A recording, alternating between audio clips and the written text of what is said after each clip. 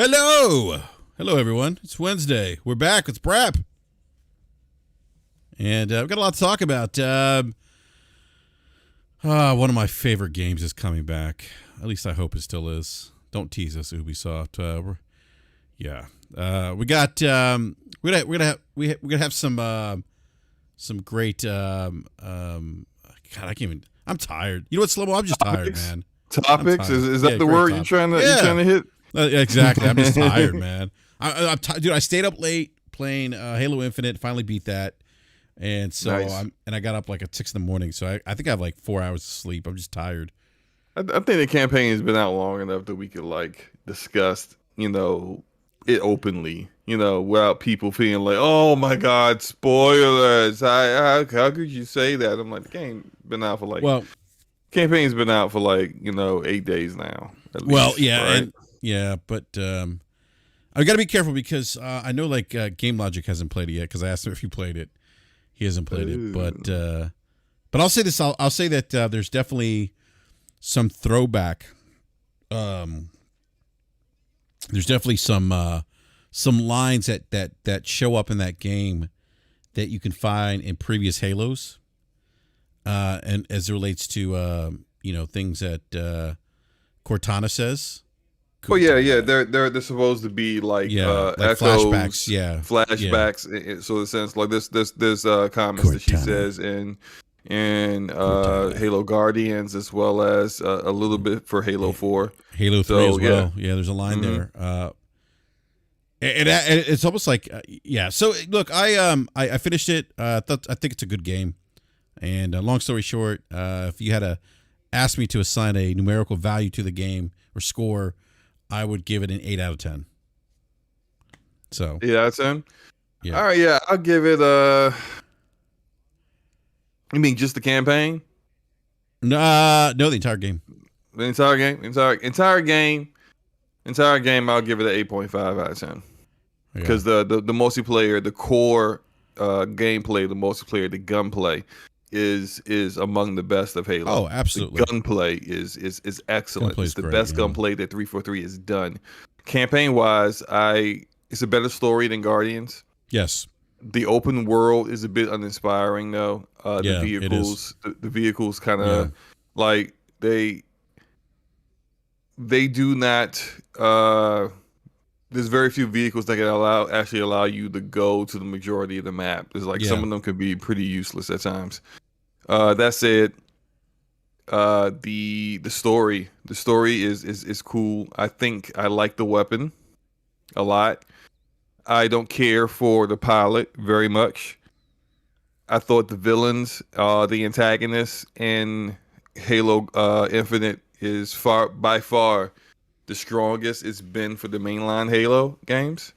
The Didact in Halo 4 was just okay, but usually it's been like the Gravemind, it's like the Prophet of Truth, the Prophet of those guys suck, right? Like those villains suck from original Halo trilogy. Atriox, Iskarum, what's the one? Harbinger. Harbinger. They were good. They were good villains. Yeah. They were good villains in this game. I thought the Jackals, the grunts are the funniest they've ever been in this game. Yeah, things they say. He's like, the boy from Barrasco with the kill or something. Like he names his hometown or something. I will never forget funny. this one exchange. I'm taking down a FOB, and there's only a grunt and a Sangeli elite left. That's it. It's just them two. The Sangeli has a energy pistol, which is like the worst weapon in the game.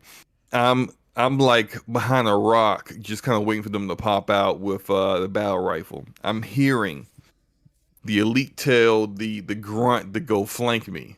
The grunt goes, no. He's not doing it. It's like, I'm not doing that. And then and the elite yells at him to go, and he was like, "What? What? You think you're gonna kill him with that?" And he's talking about the energy pistol he has, and I'm like dying that they're arguing while I'm about to just creep up on him and finish him off. And it's just like little moments like that were good. I think because the core gameplay is good, that you get into engagements that really work. Those boss fights, man, boss fights were pretty interesting. Like I think probably the best ones were the twins, the Spartan hunters. They were really good. Uh, I thought the Scar boss fight is pretty good. The boss fight against I can't remember his name, but the one Spartan hunter, the Sangheili elite that With the took out. blades. Yeah, with the blades, the one that took out a lot of the Spartans on the Halo ring, like that fight was good, well done. I think the final boss fight a bit cheesy, a tad Yeah, bit cheesy. it was. I'll say this. The one thing I liked about the boss battles is that I was using the grappling hook to get away, or to kind of keep them. Instead of like strafing, I was using it, as a way to kind of Yeah, maneuver, and I thought that was kind of yeah. cool. Like I was a little concerned about the grappling hook being too like a gimmick, but it actually works hmm well. It actually works really well in this It game. works extremely Yeah, well in the campaign. It's very useful. yeah, definitely. Definitely do if you haven't finished playing it or you haven't played it yet, upgrade. Use your Spartan cores to fully upgrade your grappling hook. Trust me, Oh you'll yeah, definitely yes, you'll definitely need that. that will save your butt Yeah. in certain instances. Absolutely. I would say as Yeah. far as the utilities goes, like in descending order, in descending order of importance, the grappling hook, upgrading your shield capacity. Then I would say the enemy sensor. The enemy sensor can come in handy when dealing with Sangheili elites. That all the Sangheili elites in the game, at least all the ones in well, I played on heroic, so at least on the heroic difficulty on up, all of them have the cloak, and have a energy sword as the secondary. So every single one I ran into would always, if I got too close or they were by themselves, they would go cloak and they would try to creep up on me. Having that, especially if you know you're only dealing with one of them left, and you can afford to switch away from your grappling hook, switching to the energy sensor. I'm sorry, enemy sensor allows you to detect where they are, even if they're cloaked. So that was really useful. Although bringing up the whole utilities thing, I think it's a little clunky. Their implementation of how to switch to your utilities. You got to hit right on the directional pad, then hit another direction on the directional pad to change out that ability. And it's like, if I'm putting my thumb on my directional pad, that means I don't have my thumb on the left thumbstick, which means I'm not moving. Hmm. So like Yeah. you really can only really do that when you're in cover. And you gotta try to do it as quickly as possible before enemies start attacking you, hitting you, shooting you in the face. And it's just they had to they had to been a better way to implement that on the controller. Do you have an elite controller, I Soma? do. Yeah. So do you use the I don't know what you call it, but do you use that Oh, the paddles, yeah. But see, here's the deal: is that like it isn't a press of a button to switch. So it's like, how like you could set, okay, for example, for Halo Infinite, I have my melee set to my paddle because it's easier for me to do that than to hit B or to press in the right thumbstick, which I took it off the right thumbstick because I have a habit of like aggressively moving my right thumbstick, and sometimes the game detects that I'm pressing it in, it'll melee while I'm shooting.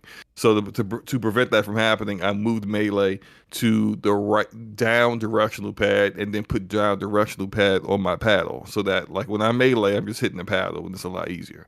um but that's just one button press.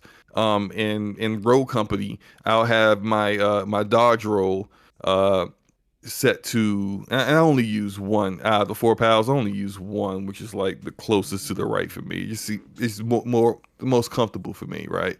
But and with the utility for Halo Infinite campaign, you have to hit right on a directional pad, and then you got to hit a different direction to change it. So it's not like a weapon wheel of some sort.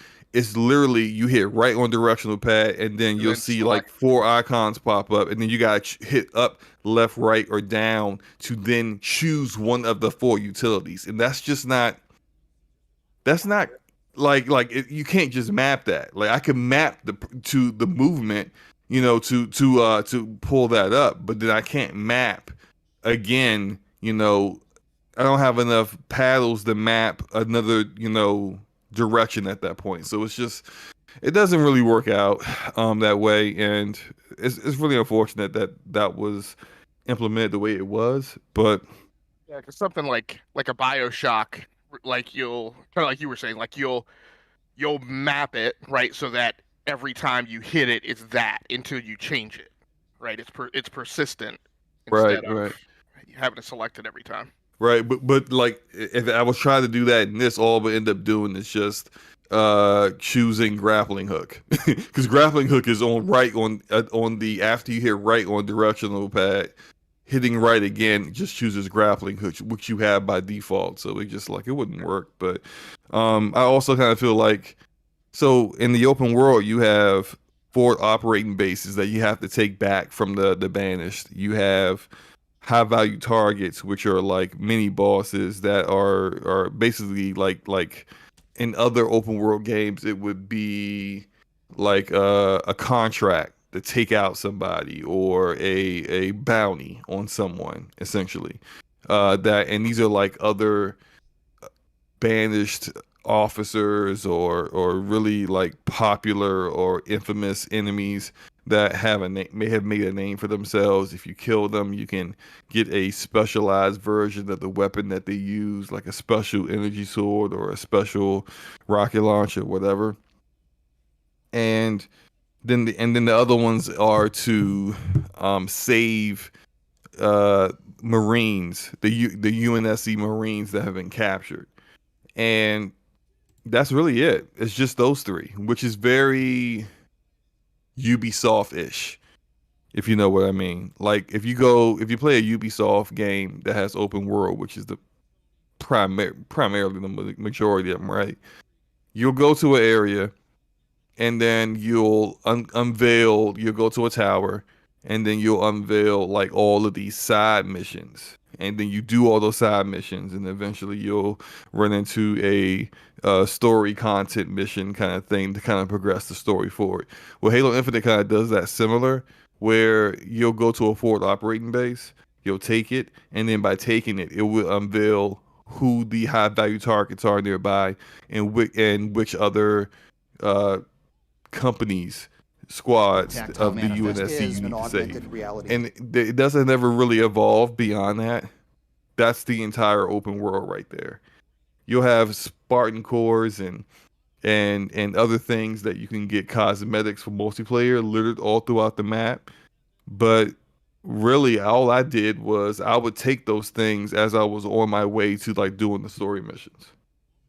And it's not really, I mean, if you really enjoy the gameplay, I can see someone just going in and just doing everything. And I think I checked my progress, and I have like probably either anywhere between 50% to 75% of them, all that stuff done, but I wasn't focusing in on it.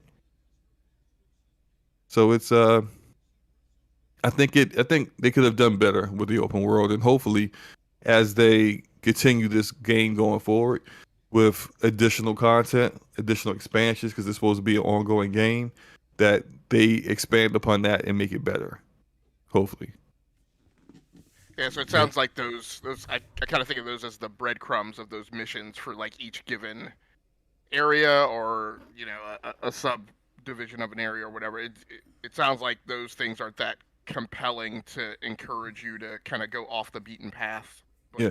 The only thing that really Yeah, maybe encourages you not. to do it is to get the specialized version of the weapons. Once you get it, when you go to one of your forward operating bases, there's like these terminals there, which are, by the way, there's 4 terminals, but there's only one of you.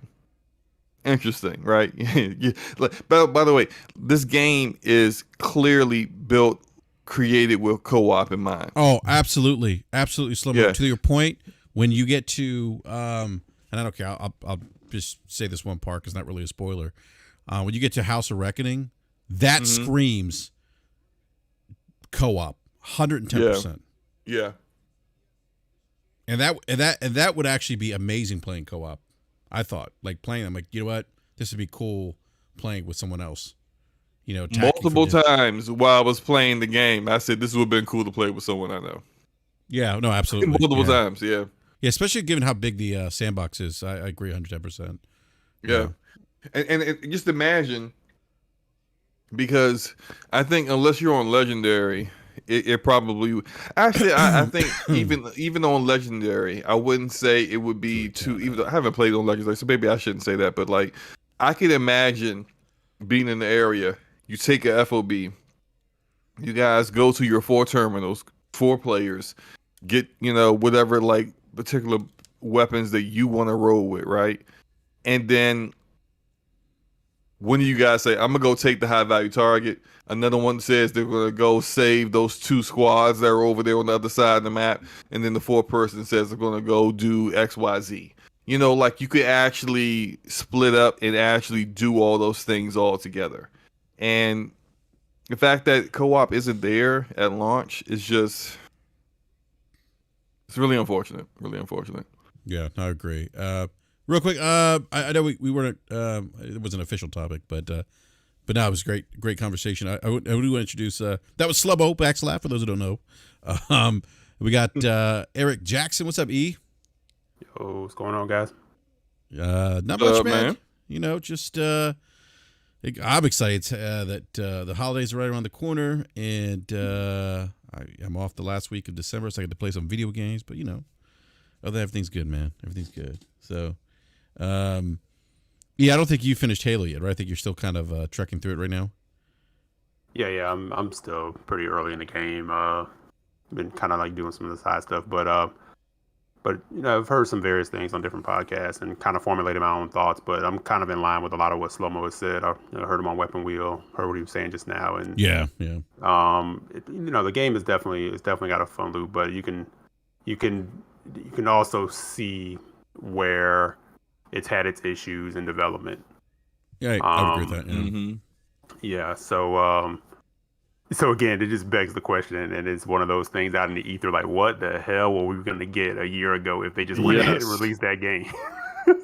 That's a great point, man. For all the dudes that would cap, it's like, oh, you're not a Halo fan. You don't look at that and say it looks dope.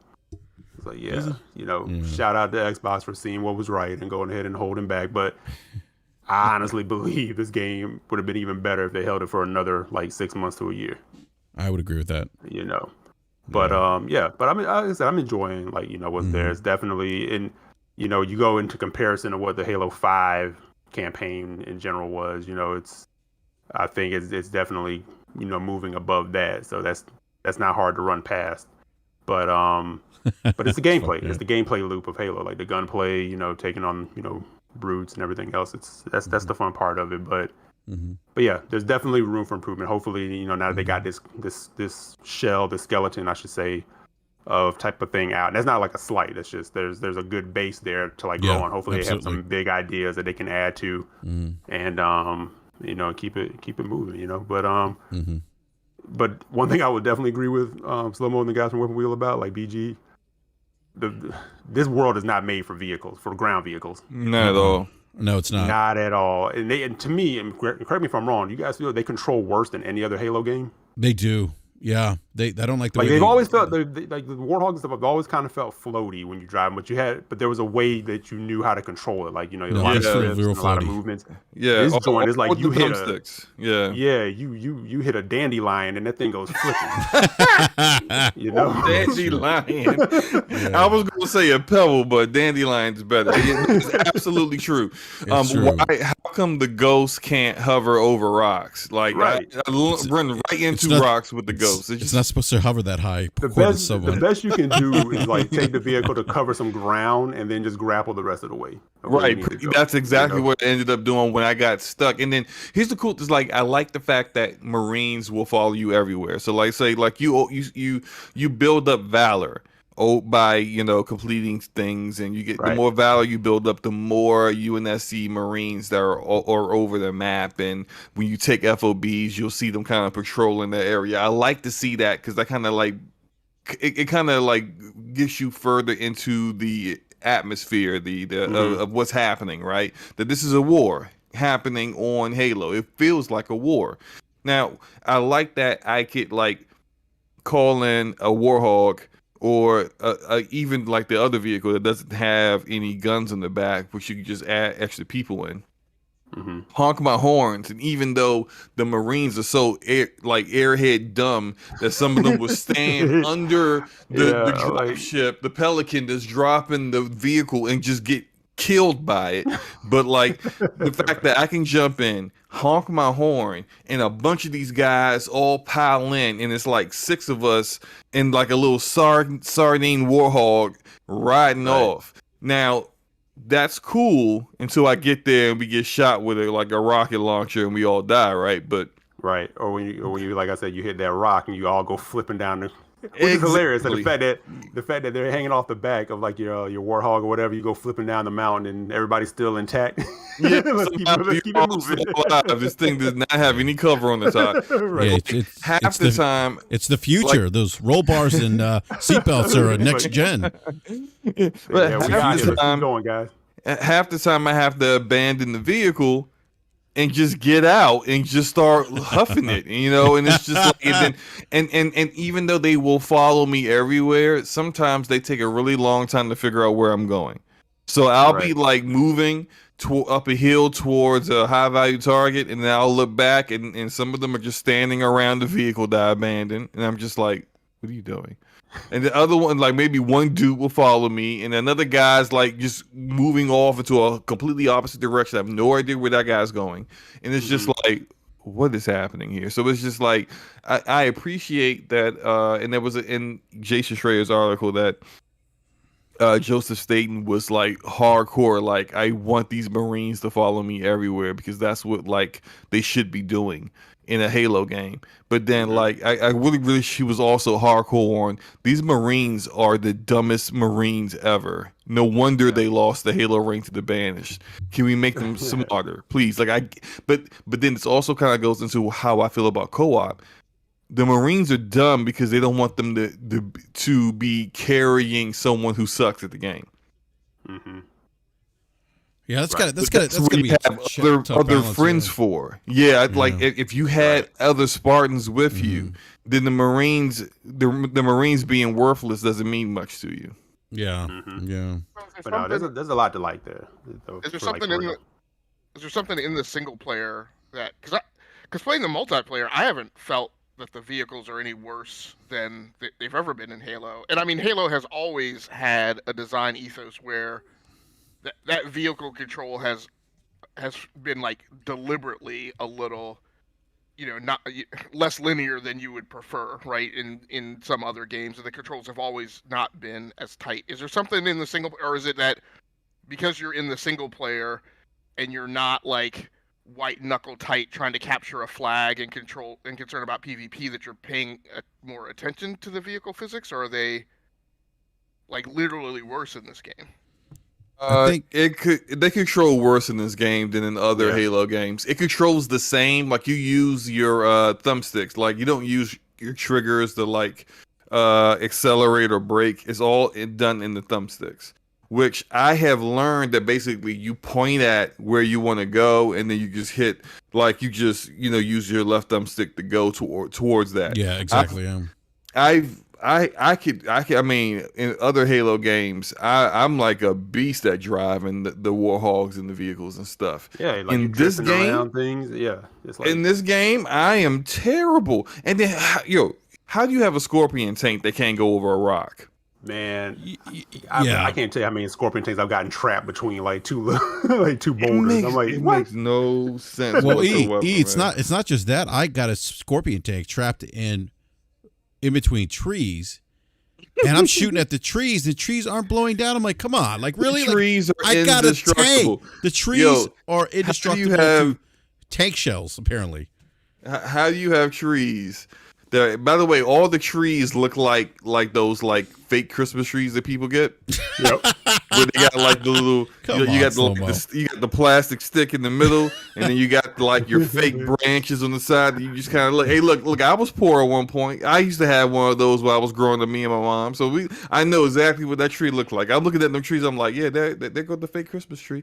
Indestructible trees, man. They should like build their vehicles out of those trees and their ships that like the Banished couldn't stop them because they're freaking like not even a dent on them. Makes no sense. Yeah, I think game logic to your question about the vehicles though, I think it's probably not as, it's a little more forgiving I think in multiplayer because you're not really traveling far per se, or you're not really going off the beaten path, you know what I mean, where here you're in this open world and there's places you think you can go and you get stuck, or you don't have the kind of control that you need. You can go to them, but you're gonna get stuck. Yeah, exactly. You're not gonna have that vehicle for long. I found that. So again, shout out to the grappling hook. Yeah, exactly. I was gonna say that, Eric. Like I found that the grappling hook is the way to traverse in this game. But yeah, the vehicle's just it's kind of disappointing in my opinion. Yeah. So and I know we'll move on, but Slow-Mo's 100% right too. Like on the directional pad. The only other annoying mechanic I found in gaming this year was the huddle mechanic in Guardians of the Galaxy. Hitting that by accident, as probably on par. Oh yeah, I used to do that. With being like annoying in a good game or great game. I don't want to huddle. It's like it's like damn it, I don't want to huddle. So so I'm finding myself like why am I even bothering switching any of these things, because it's too, like you say, you got to get into cover or do something like that. I'm like, it's not very intuitive, like how you want to switch that around, switching other things. And plus, once you like start like powering up the grapple, it's like, I like this grapple, I don't want to change it. I don't need to necessarily use the thrust because I got the grapple to like fly into an enemy and punch them in the face. Yeah, it made me not miss the thrust. Like I'm like, I actually liked it better. Yeah. The thrust is still in there, but it's pointless. It is the only situations I can see where it's useful is if you are going up against the hunters, and if you know how the way to beat the hunter is to get close to it, close enough that instead of shooting its crazy energy cannon at you, it wants to melee you, and then going to around the direction of where they're meleeing you from.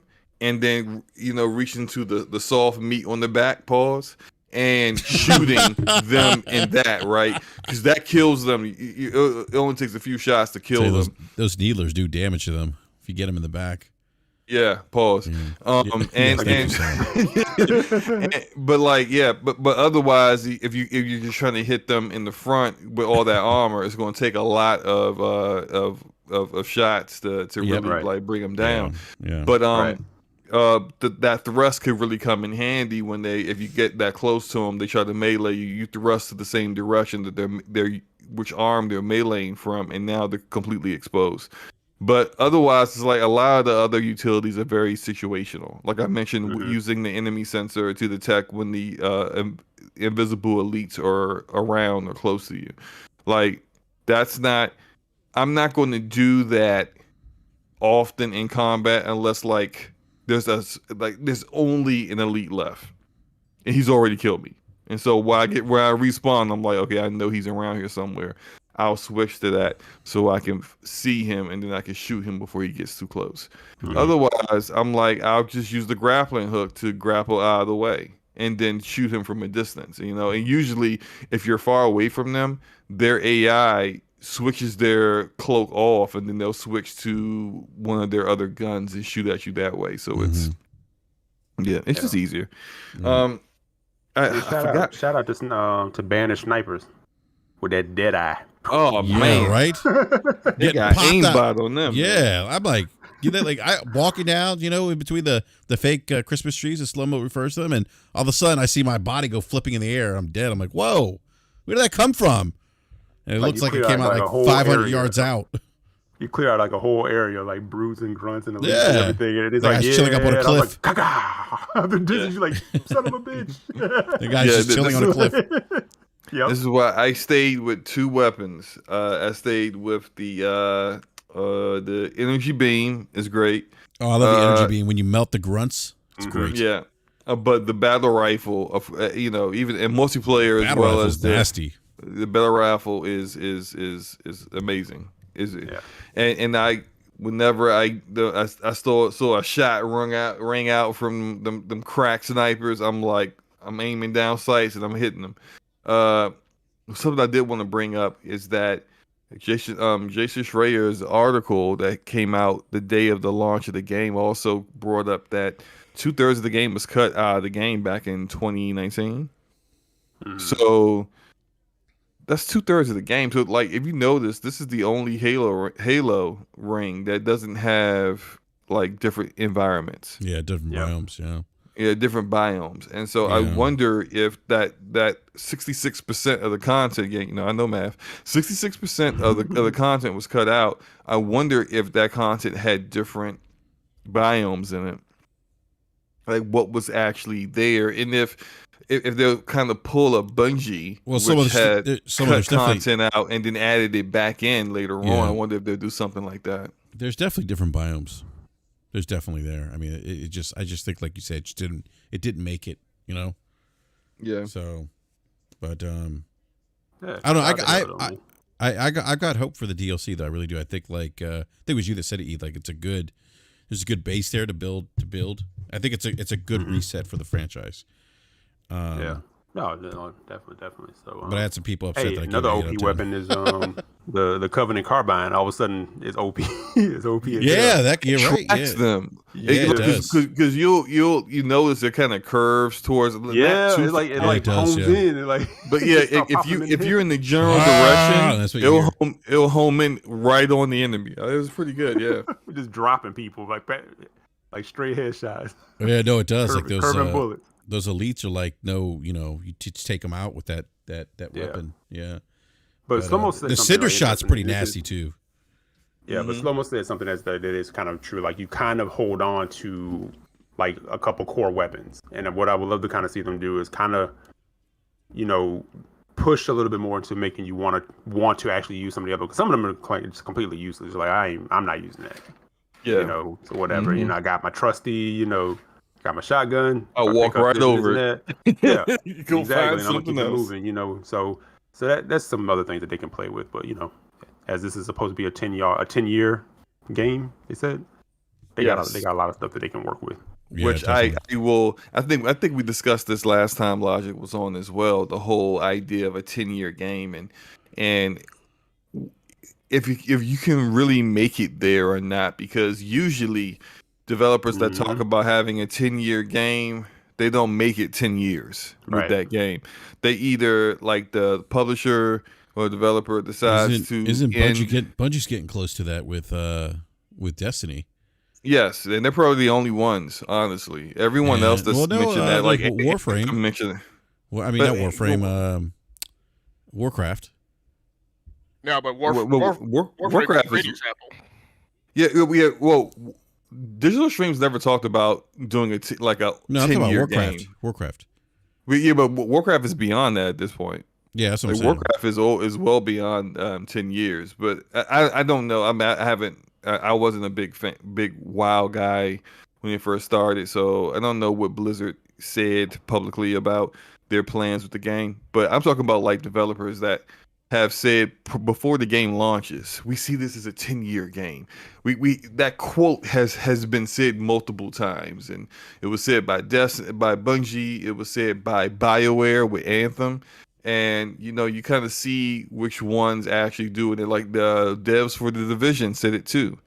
And yeah, I mean, look, most recently now, like the Division community is pissed at Ubisoft for that. Now people are kind of see how Ubisoft lied about the fact that they had abandoned the game, and now they're just finally like adding more content into Division 2 once they realized people were still interested in the game. But it's like, you weren't planning on doing any content. We should be playing a Division 3 right now, or a massive expansions for Division 2. But instead, the expansion you said that was coming out this year, that you delayed to February and now have delayed to late 2022, people are just like, nah, fam, what y'all doing over there? And so it's just like, you see Anthem that had a roadmap that they didn't do anything on that roadmap.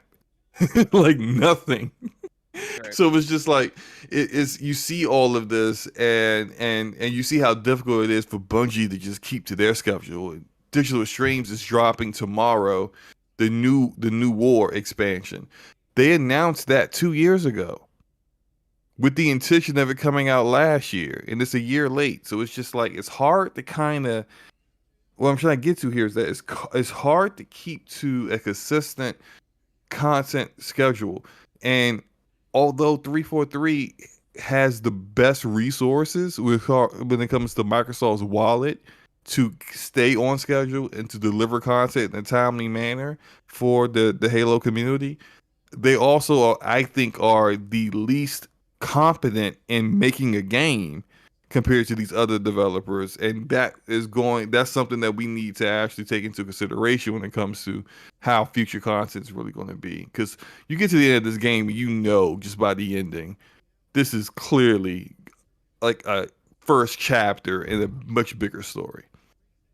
Yeah, so when are we going to get that bigger story, And I jumped on Warframe because, I mean, regardless of their claims, I mean, the game is still heading towards the 9th year, right, of its service life.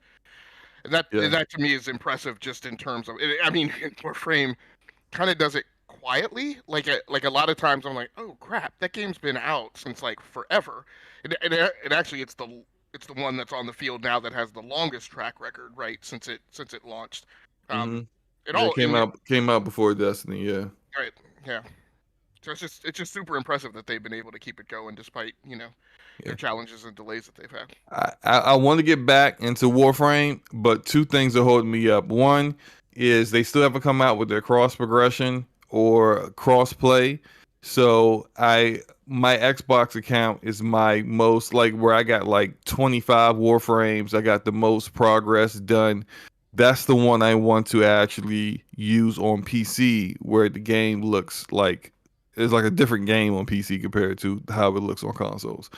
That's my one issue, the reason why I haven't really done it yet. My other issue is that, like, in order to do the new war, you need to have a railjack. And a railjack is basically your own starship that you can build in the game.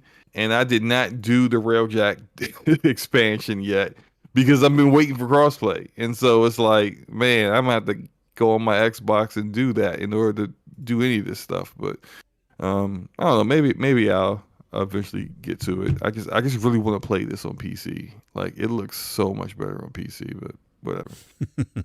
Yeah. Have you played the PlayStation 5 next gen upgrade for Warframe? Yeah. I have not. On PlayStation, I haven't even finished the first quest on on PlayStation, and it's like, Warframe is like literally, unlike Destiny, where they vault stuff that you paid for. On Warframe, every quest is available from the very beginning to now, and it's like, to start over after you've done so many of them, it would take you so long to get caught up. I have to pull up Yeah. a guide every time, and I have multiple accounts on different platforms. Like every time I have to pull up a guide and figure out like what the hell am I supposed to do next? I just can't. I can't do it. I can't start over, man. I just can't do it. Like it's like I actually have an account on Switch, PlayStation, Xbox, and PC. In my Xbox account, I'm mastery rank 15. I've got like 25 Warframes. My Excalibur Umbra is my favorite. I love that thing. Like, and I've just got like I've bought colors. I've bought all kinds of stuff. I got all this platinum, which is the in-game currency, there. I don't want to start over. I just don't want to start over. But Gregor says Warframe vaults prime weapons and frames. Yes, but if you already own them, Gregor, you can still use them, which is different than say Destiny when they vault your content and you can't do it anymore, or they sunset your weapons and they're useless. Yeah, no comeback for that ever. Anyway, yeah. Yes. Just go ahead. No, I was gonna say I want to move on to Splinter Cell. But go ahead, finish your point, Slow-Mo. No, I'm just saying, just taking a shot at Destiny once again, But yeah, we can talk about Splinter Cell. I did have a interesting comment, because like I wanted to talk to someone I'm really cool with as the ex Ubisoft developer. He goes by the name of Agent Deli. He's been on DPS podcast before. And he used to work for Ubisoft. When the talk came out that Ubisoft was doing an open world Splinter Cell like a few weeks ago, he had already talked about that with me and multiple people and said that's what they were doing. And then but then he also said that what he knew about it was going to change. Absolutely, he knew it was going to change to something different because based off all the backlash they had been getting for like all the other games that they have revealed this year have all had horrible feedback for them. And so now they're like switching gears up and everything. So he knew it was going to switch to something more linear, and I'm glad it is. Yeah, and so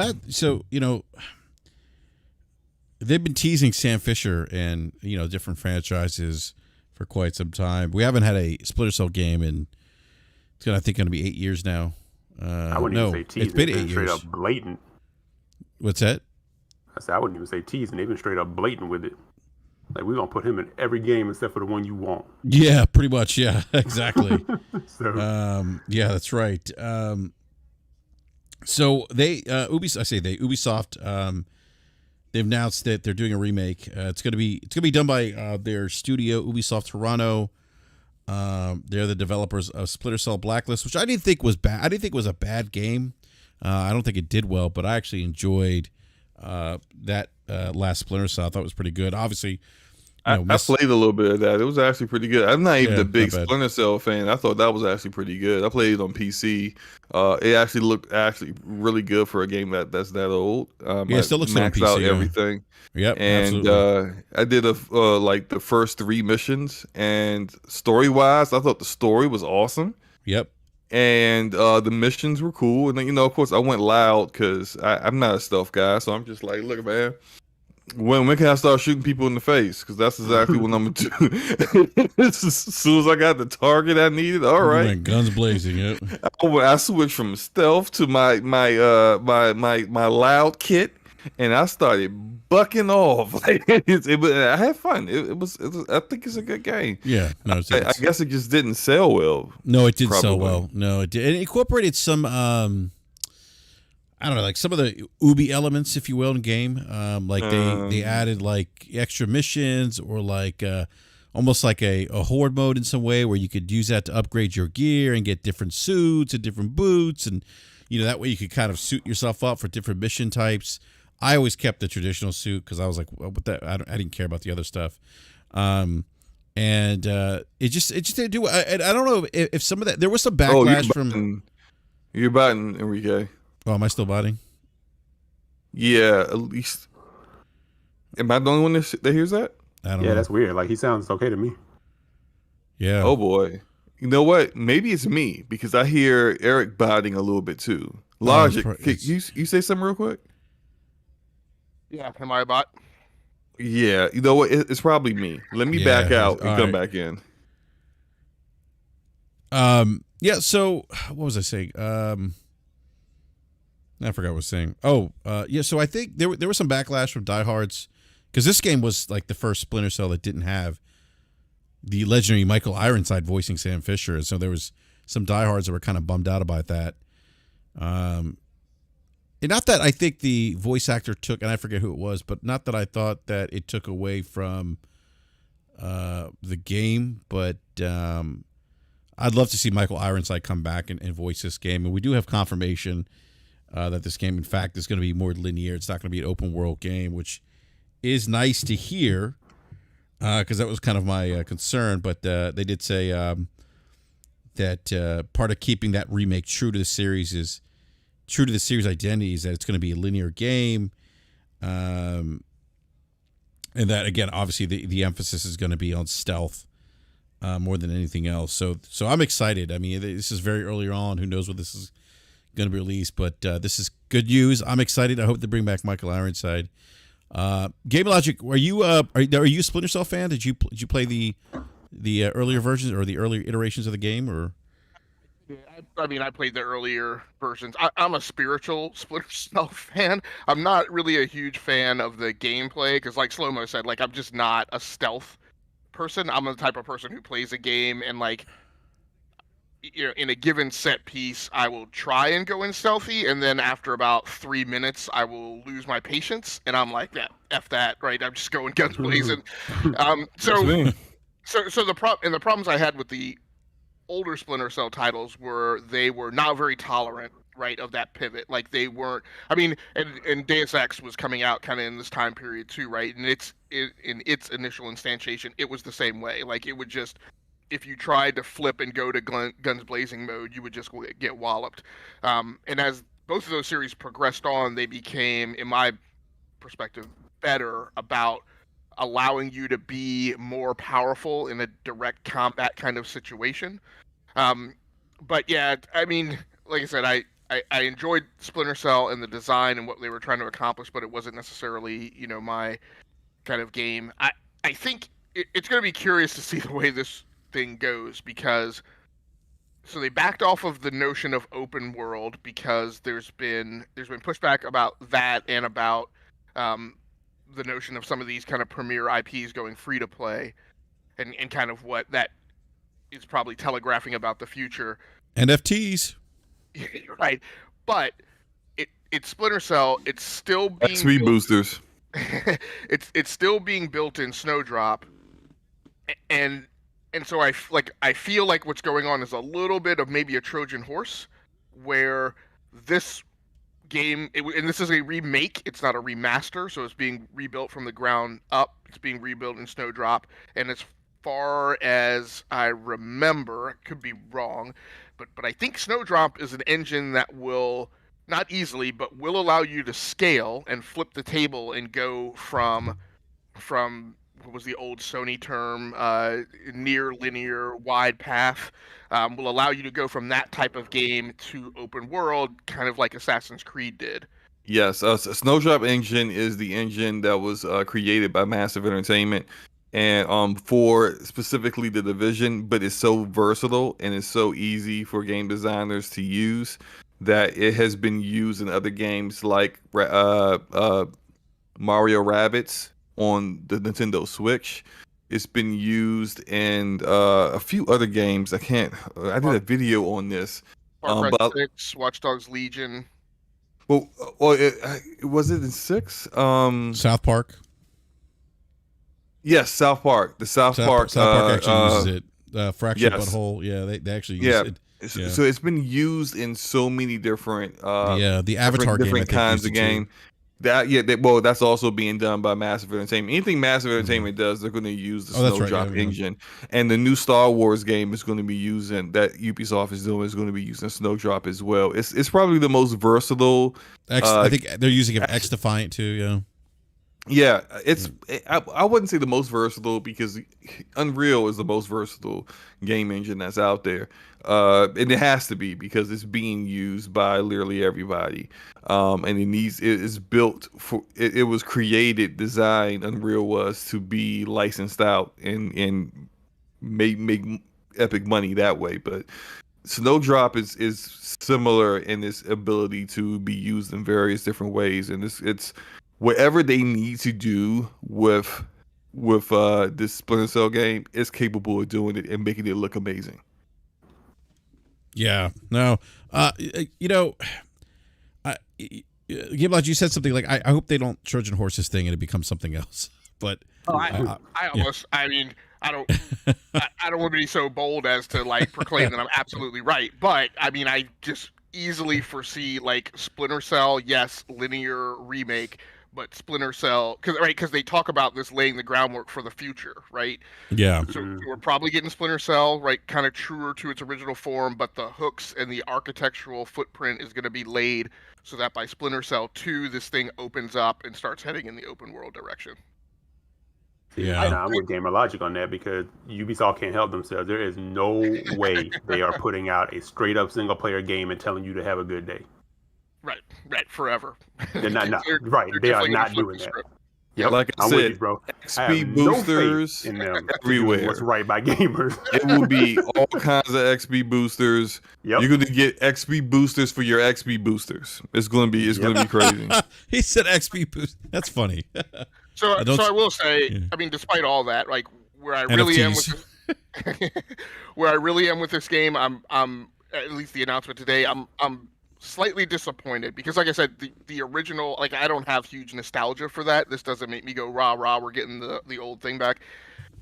As with most things, what I always prefer is progression rather than revisiting the past, and I would have actually felt better off about a new chapter, even if you would have done something like a Rogue Squadron or the Mandalorian, like where you're inserting a thing kind of in that Splinter Cell like timeline, right? Doing an adventure that took place in between Splinter Cell and Splinter Cell 2, right? That we hadn't seen, or gone back a little bit further and done a prequel. I just would have preferred a new narrative rather than them revisiting the original. Yeah, I agree with you, Game Logic. I mean, I would too. But for me, I'm that nostalgia. I'm in that nostalgia camp. But I do agree with you in the sense that like that would have probably been better. I think, I think that would have been better because it would have given us something different that we haven't experienced yet. But I think in part maybe they're doing this too because it's the safe play, and considering the last Splinter Cell didn't do well, maybe they're trying to hit that nostalgia. Hit us in the feels, Well, like and the quote from the Ubisoft developer in regards to it, where they talked about doing a remake, he mentioned how long it's been since the first game, and I think that kind of was like telling to me, that like they're looking at it like cool. The whole old school Splinter Cell fans are going to get it regardless. They want more than that though. They want these new fans who don't know who Sam Fisher is really. They could probably relate more to the Ghost and Ghost Recon than they would to Sam Fisher, who we think is an icon, but to them it's just some old guy. So like they want to kind of like reintroduce the franchise to a whole new generation of gamers that might actually be able to be the ones that will financially carry this franchise going forward. At least they hope they will. And in order to do that, you need to kind of start from the beginning, So that's why at least I think that's where their logic is. We're going with a remake. Yeah. Let me ask you something, Eric. Oh, go ahead, Game Logic. And doing a remake means they don't have to hire as large of a narrative staff, and there's not as much emphasis in the development cycle taken up by developing story, right? The story wireframe is already laid out. They just need to figure out where they're going to iterate upon it, right? And just modify that script going forward. So it takes a little bit of the chunk out of the level of effort that's required and the risk of the schedule. That's actually a great point. Yeah. Do you think that Michael Ironside needs to come back and voice Sam Fisher?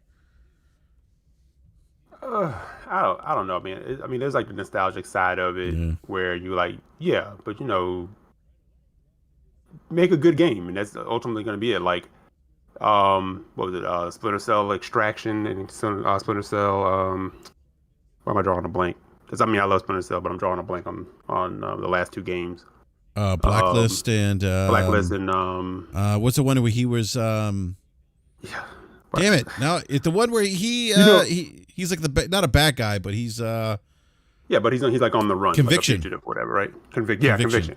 Yeah, I played those games, love those games, and I never once said this game would be so much better if Michael Ironside was voicing it. Like it didn't take away from me enjoying the game, is what I'm saying. So I don't know.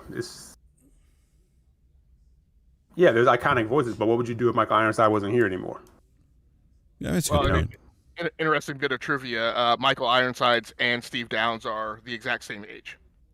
Are they really? They're both 71. Yeah. Yeah. I'm gonna have to. I might have to voice Master Chief in the future myself. But that just makes it like, to me, I'm like, so they're gonna approach Michael Ironside like in a few months and ask him, is he gonna re-up right to do this voice acting at the age 71? Yeah, and I think he was sick recently, if I'm not mistaken. I thought his health wasn't well, or I don't know, who knows. But anyhow, I mean, it'll be a good boon for like longtime fans of the series, but for people who will just be coming into it, that's not gonna mean anything to them, for the most part. So it's like that same question of David Hayter, voicing Snake. I don't know if Kiefer Sutherland was the right move, but which is maybe why he didn't talk too much throughout the game, from what I understand. So I don't know. Yeah, somebody actually suggested Kiefer Sutherland. Or it's like the whole debate going on right now about recasting Black Panther. Like, should that be done? I'm like, absolutely, that should be done. Yeah. Why wouldn't we? Yeah, no, I agree. Anyway, that's my long way around saying, like, just make a good Splinter Cell game. And, yeah, I agree. If the remake is the way you're going to go about it, as long, like Slomo said, as long as it's on point, it'll be fine. Yeah. But, like, I'm still with gamer logic. I don't trust Ubisoft further than I can throw them. They're going to step on their dick somehow. That's pretty funny, man. Oh, I hope they don't. And they were once one of my favorite developers. Now Me too. Like, I don't even look for them anymore. Yeah. I wouldn't rule Michael Ironside. I didn't realize. So in the Ghost Recon Wildlands crossover, that was him doing the voice acting. So, that was him, yes. So good. Yeah, I can see it happening. I can definitely see them going ahead and bringing him back. You know. Hey, Game Logic, isn't Ubisoft dabbling in NFTs now? Are they one of the publishers that's doing that? And admittedly, I haven't tracked that as closely as I track other things. I think they brought it up, and I don't think they entirely walked it back, because then I just recently saw something, I think today, that said, their developers, people are asking the developers, what are you guys doing? The developers like, I don't know what the hell they're doing either. So, all right. But yes, there was a mention that they were dabbling and thinking about how to roll out NFTs. Oh my gosh, that's an interesting conversation. Stalker 2, I think, is confirmed they're gonna have NFTs in their game now. Yeah. And I haven't dug into the Stalker 2 story deeply. What I saw in a quick headline seemed to say that it was a way for them to, right, they're a small studio, and it was a way for them to look at another way for financing and funding that, because they don't have the pipelines of a big, publisher behind them, I think is what they said. Yeah. And I've, we've been talking about this on my podcast as well. I mean, I think that there is a way to approach NFTs that is not necessarily abusive and exploitive. I think that's what they naturally lend themselves to.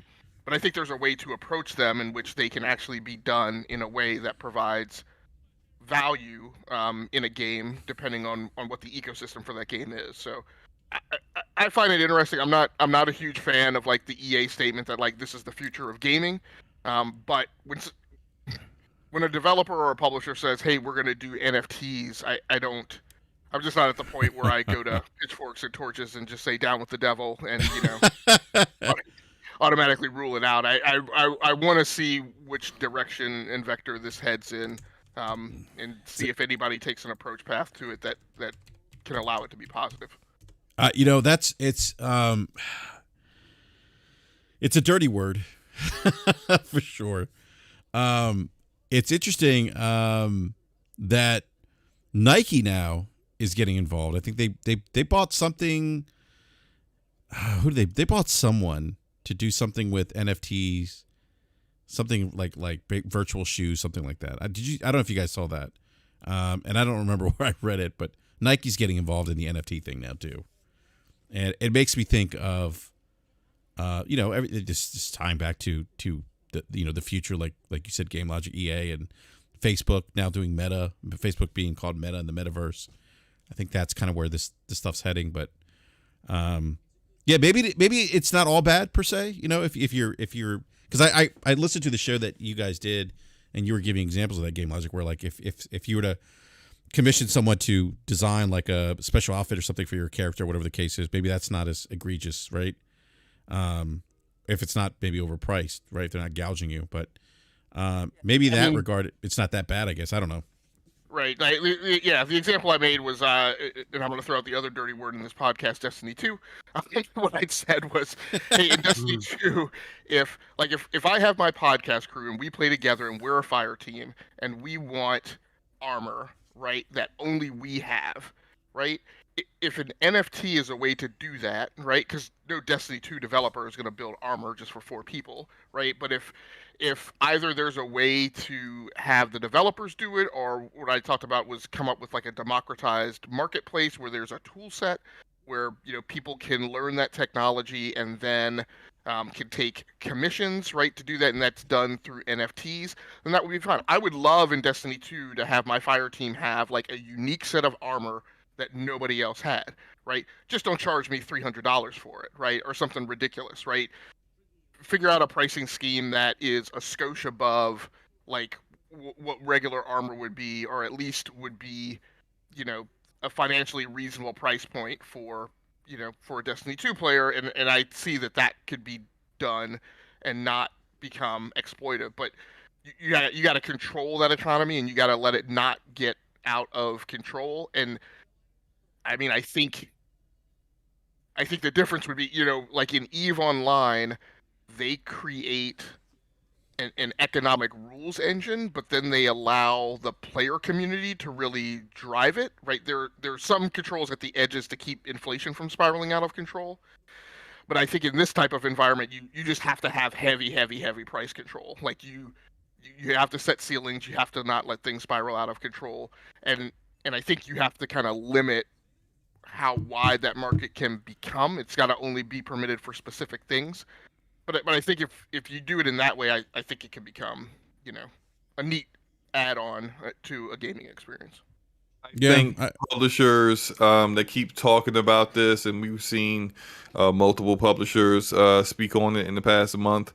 I think they're all trying to find a way to exploit whales that doesn't have them look like we are basically hurting the regular gamer in order to get more money out of the whales that will spend way more than the average gamer will spend on the game. So like the way they will design a game around a whale, knowing that the whale will spend thousands upon thousands of dollars on the method of game design that really like speaks to them, really kind of hurts the rest of the gamers that don't want to spend that kind of money, refuse to spend that kind of money, but yet are still having, say, their experience that they get per kill in a game lessened, in order to try to convince them to spend more money on XP boosters, or in the case of Battlefront, trying to get you to buy loot boxes in order to get a bonus and multiplayer to help you win better, those kind of things. And I think instead of doing that where it affects the game, they want to go the NFT route, give like little things that aren't really doing much for you, but doing something that they know that like a whale will spend a ton of money on, but at least it's not hurting the game in a way. So this is like for them, especially when it comes to say look at EA, and EA is fighting multiple countries for the ability to still do those Ultimate Team loot boxes the way they do for Madden and FIFA. And it's a losing battle. Like they're holding it off. You know, in some countries they are not allowed to do those things anymore, but not in like the majority. But it's getting to the point where I think they see the writing on the wall. They know that eventually we're not going to be able to do that the way we do it right now. And unfortunately for them, that's the primary way they generate revenue. It was one year EA generated $6 billion through Ultimate Team microtransactions for FIFA and Madden alone. That's not the sale of the game. That's just the microtransactions. $6 billion in a year. That financed everything they did that entire year. And for all of the large publishers, that has been the financial trend for the last 5 years, I would say.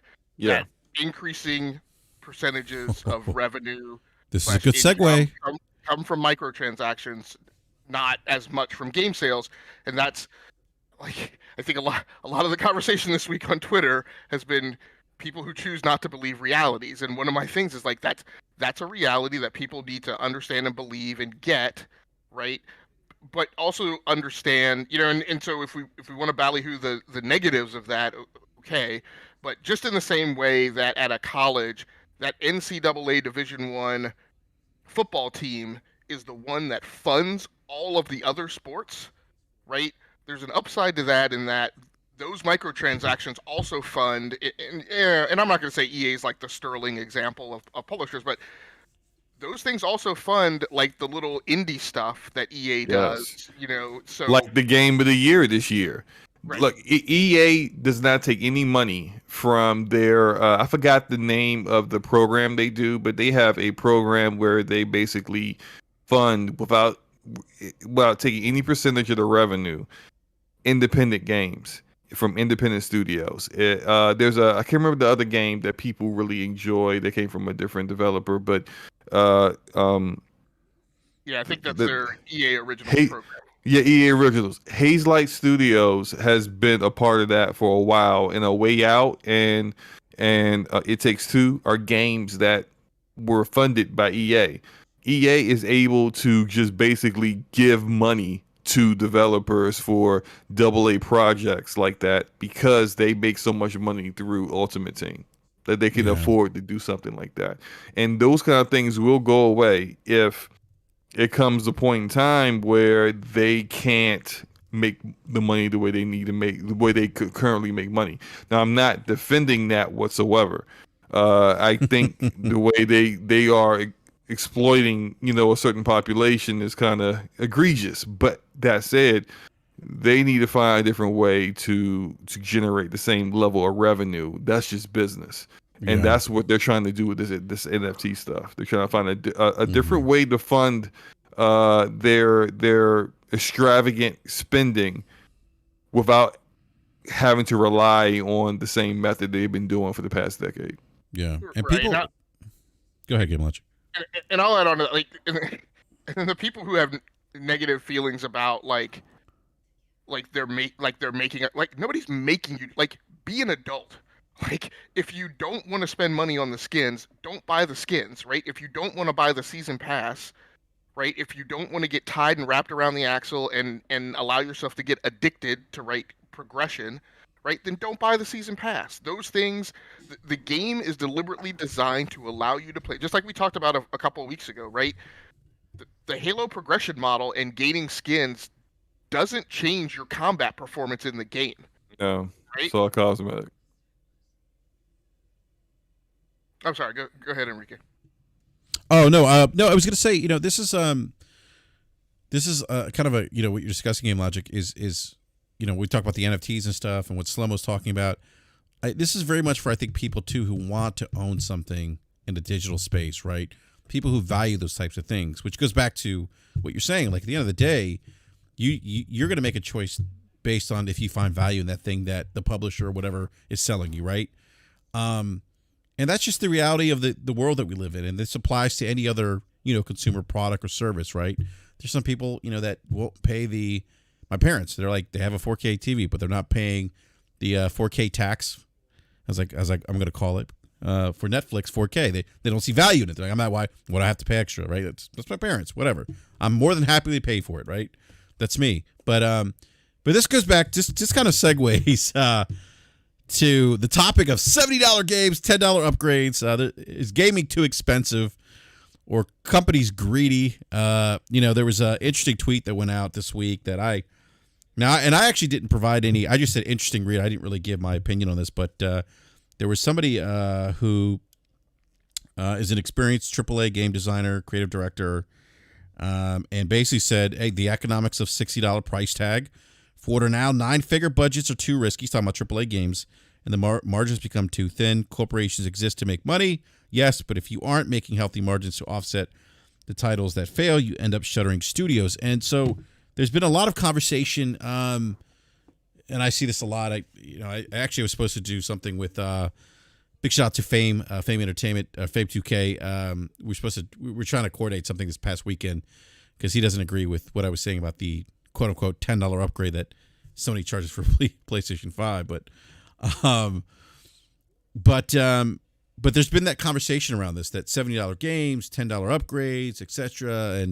And that tweet led to a conversation that you and I were part of, Game Logic, where it was the these companies are making record profits, even with game development going up, but they're still making record net income. So why are they doing this? Just greedy bad devs, right? And look, I mean, all companies want to make money, but at the end of the day, I think what you just said too, Game Logic, is that at the end of the day, we're all adults. We make that decision whether or not we want to partake, right?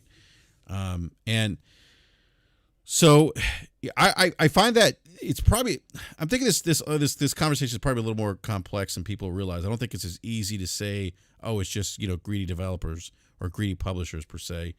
And that what this individual is describing is probably reality, a reality in the industry, right? In terms of game development, the economics of game development, which none of us here are really privy to, or maybe you have some more knowledge on that, Game Logic, given what you do as a software developer. But I've never made a game in my life, right? I don't think Slow-Mo has. I don't think Eric has. I'm not really privy to the behind the scenes and what the margins look like, or what goes into funding a game and the expectations. I just feel like it's too easy to say, well, they're making record profits and therefore, they're gouging us, right? So Game Logic, what are your thoughts on that? I mean, again, I know you had some thoughts on it. You were talking about it on Twitter, but what are your thoughts about kind of what I just described, or that tweet? And do you think gaming is just becoming too expensive hobby? Because I've seen people saying that too, and that's a fear of theirs too, as prices continue to increase, that, geez, this thing's getting way too expensive now. Yeah, and I'll start, and you'll definitely have to rein me in, right? I mean, it's given complete license, I will try and cram like 30 years of engineering experience and 8 years of education right into a podcast, and that's probably not realistic. But so first of all, I just want to also add in that, like, that person, that developer, that industry employee who's been working in the space for a long time, was responding, right? So it wasn't like it was his own initiated diatribe. He was responding, as often I sometimes try and do, to a streamer who was spouting off about her opinion on, like, why prices were increasing, like, without justification. And like, that's another problem on Twitter. But I mean, so the things I pointed out specifically for that, in some of the people who were giving negative responses to what that developer had written, is I was like, look, prices have remained the same on video games since 2005, right? That is literally unprecedented, right? In an entertainment space, where the cost of cost of movies has steadily increased, right, over time, where there are constantly different models that everyone else is doing. And I think this is the other thing that's frustrating to me is people descend on games with a lot of negativity for them trying to seek out these, like the entire entertainment industry across all mediums is seeking out new ways to monetize because people have gotten reluctant to live under the old pricing models, right? So the music industry has attempted to retool how it does monetization. The book industry has attempted to retool how it does monetization. So it's not just the gaming industry, right? But my main thing was like, look, games have remained the same cost since 2005. It's unrealistic to expect that would have remained and continued, right? That notion to me is entirely preposterous in a capitalist economy that is subject to things like inflation because we don't have the type of controls that I just talked about needed to be layered on top of the NFT market.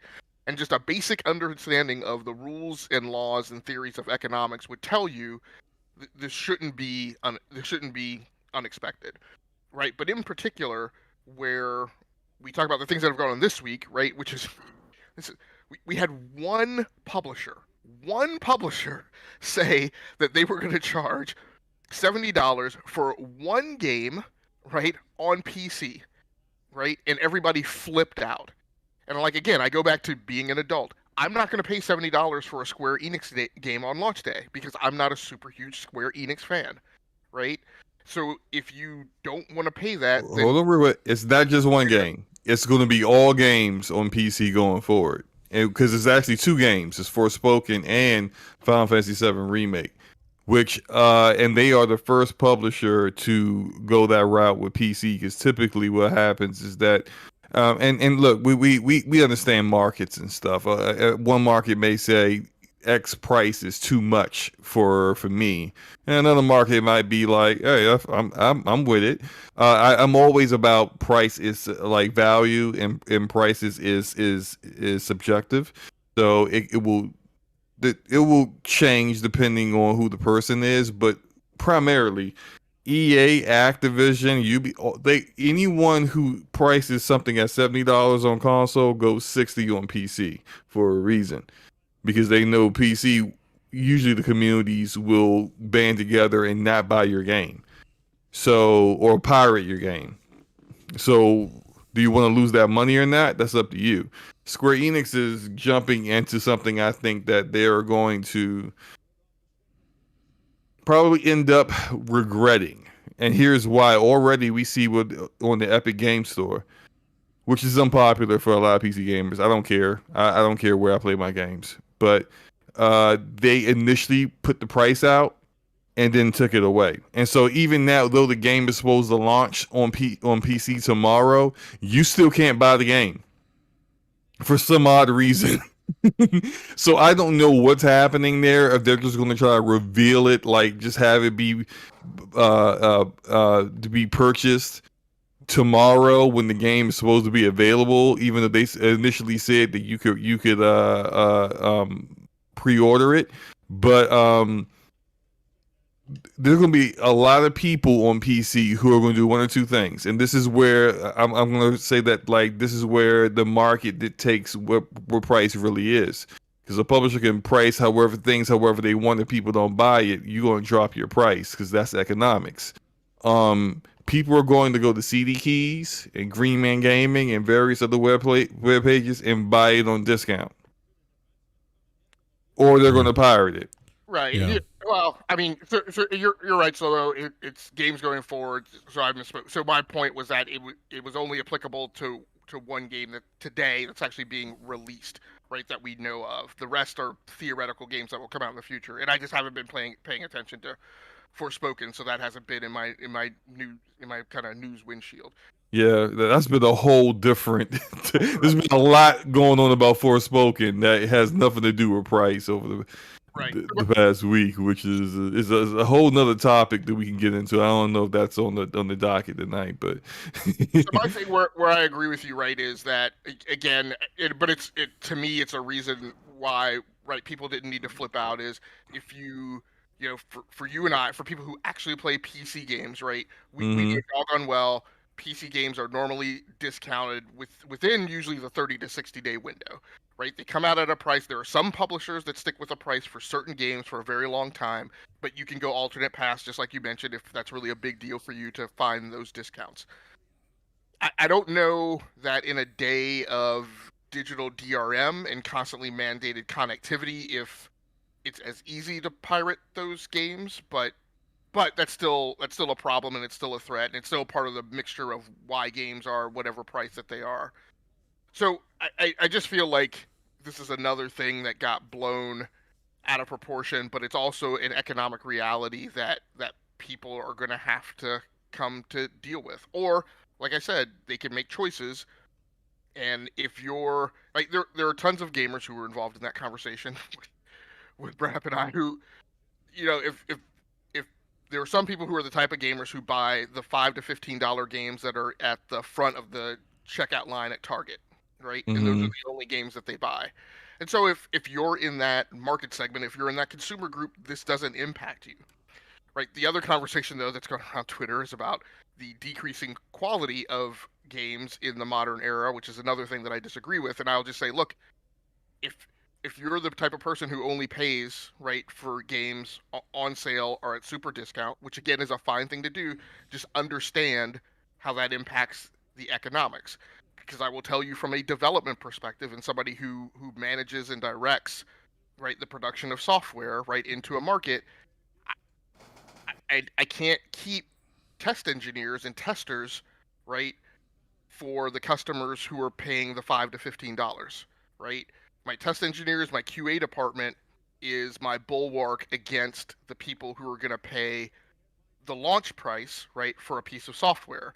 And by the time something's in the bargain basement, I'm not as concerned about that customer's feelings and notions of quality.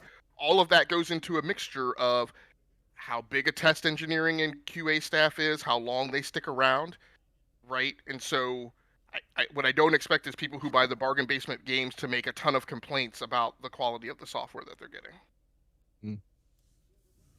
Yeah, that's a great point. Yeah, go ahead, Slomo. No. I was just agreeing with him. That's all. Yeah. But it's interesting, like, because I think it's very much I think people see big number and they are like, okay, this is bad. Big number's bad. And I got accused of saying that I want to pay more. No, of course I don't want to pay more for stuff. Who does? No one does, right? That's a dumb statement to make to somebody. You just want to pay more for something. Yeah, like, no, I don't. Yeah, that's my goal.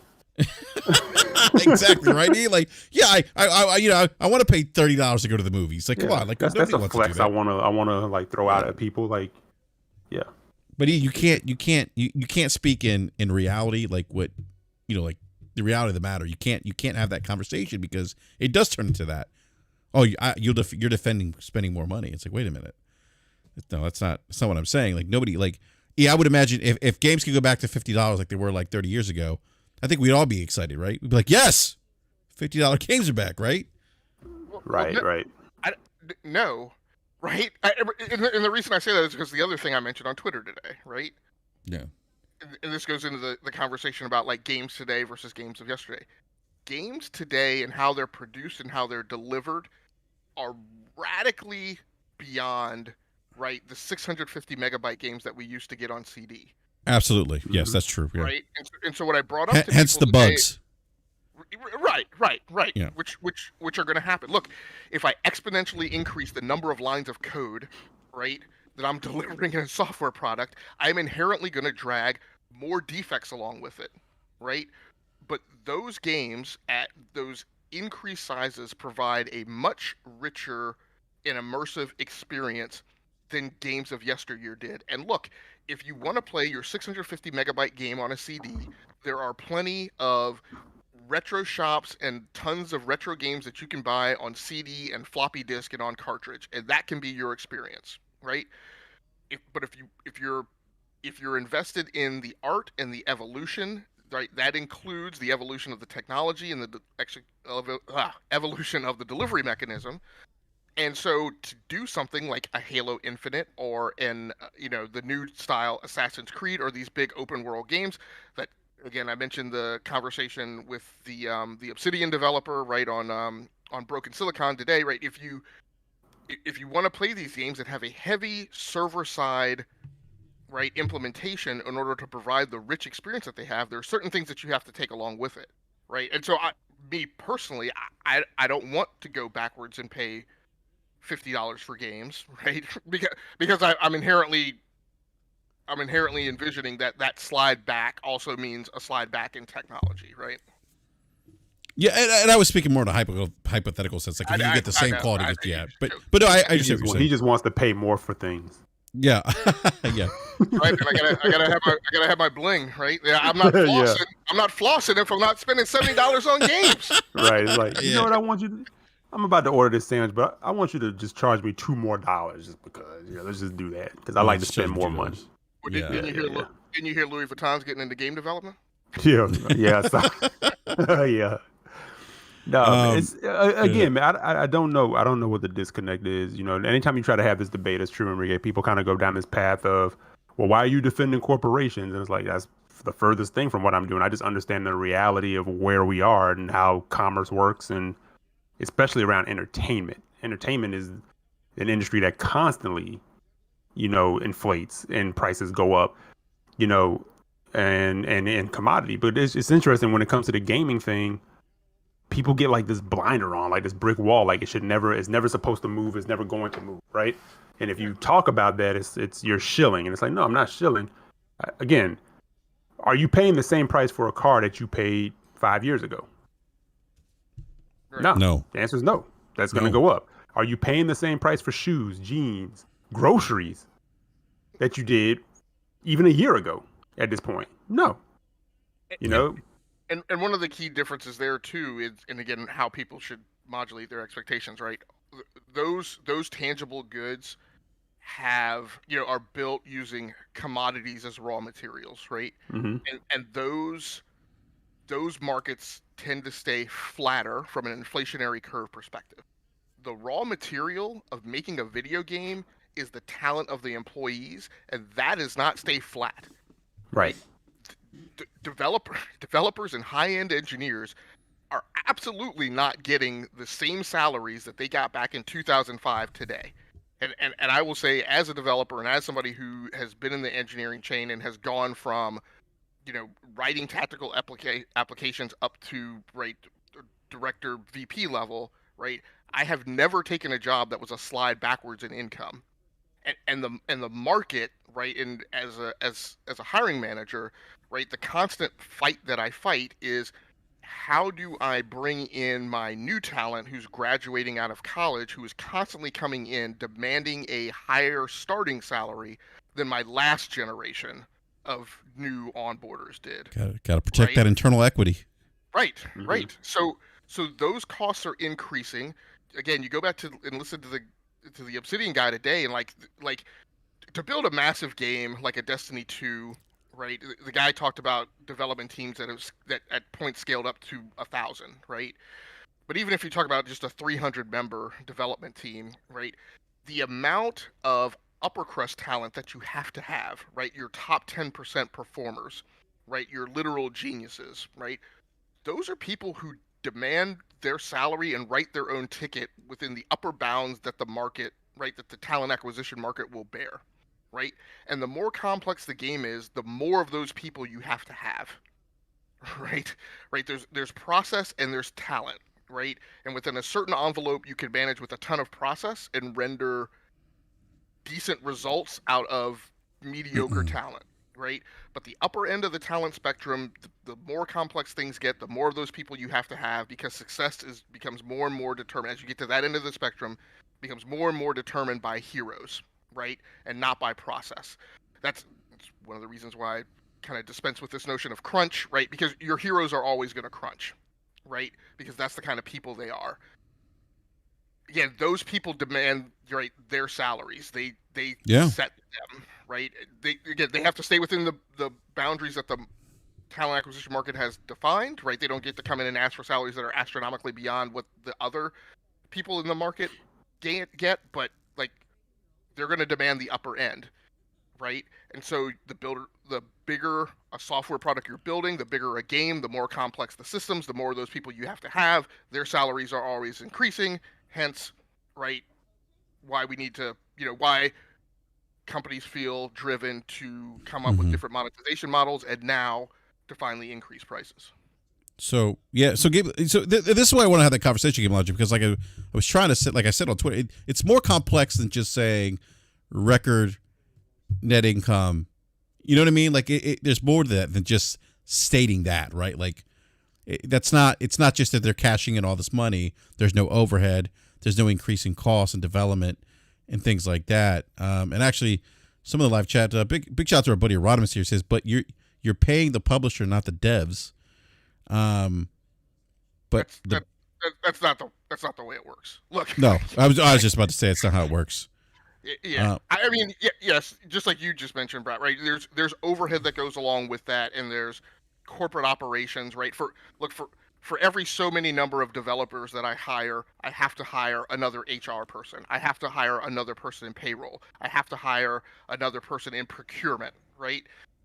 Those types of costs get dragged along with it, and those things are also increasing. But damn it, like flipping A, like if you don't understand that the money that's going is paying the salaries of the people, like I don't know how to explain that to you, right?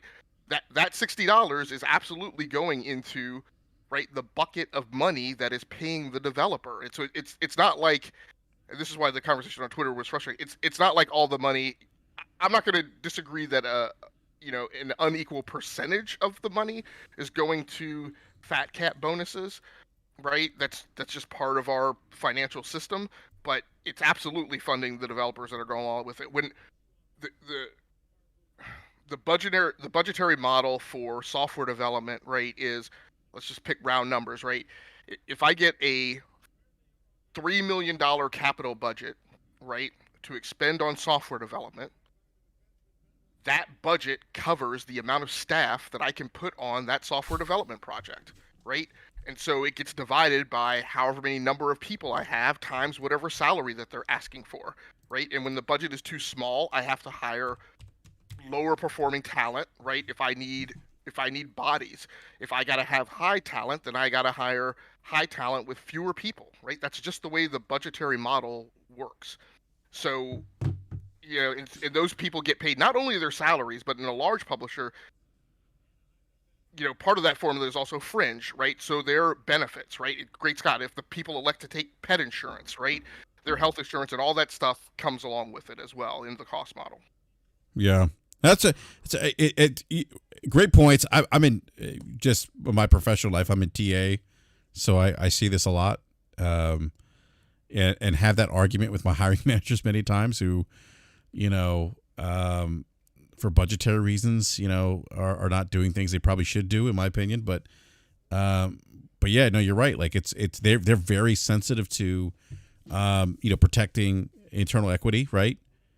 And trying to balance that internal equity with new hires to bring in new talent to keep them going, more or less, right? And so that's what I'm saying. Like it's more complex than just.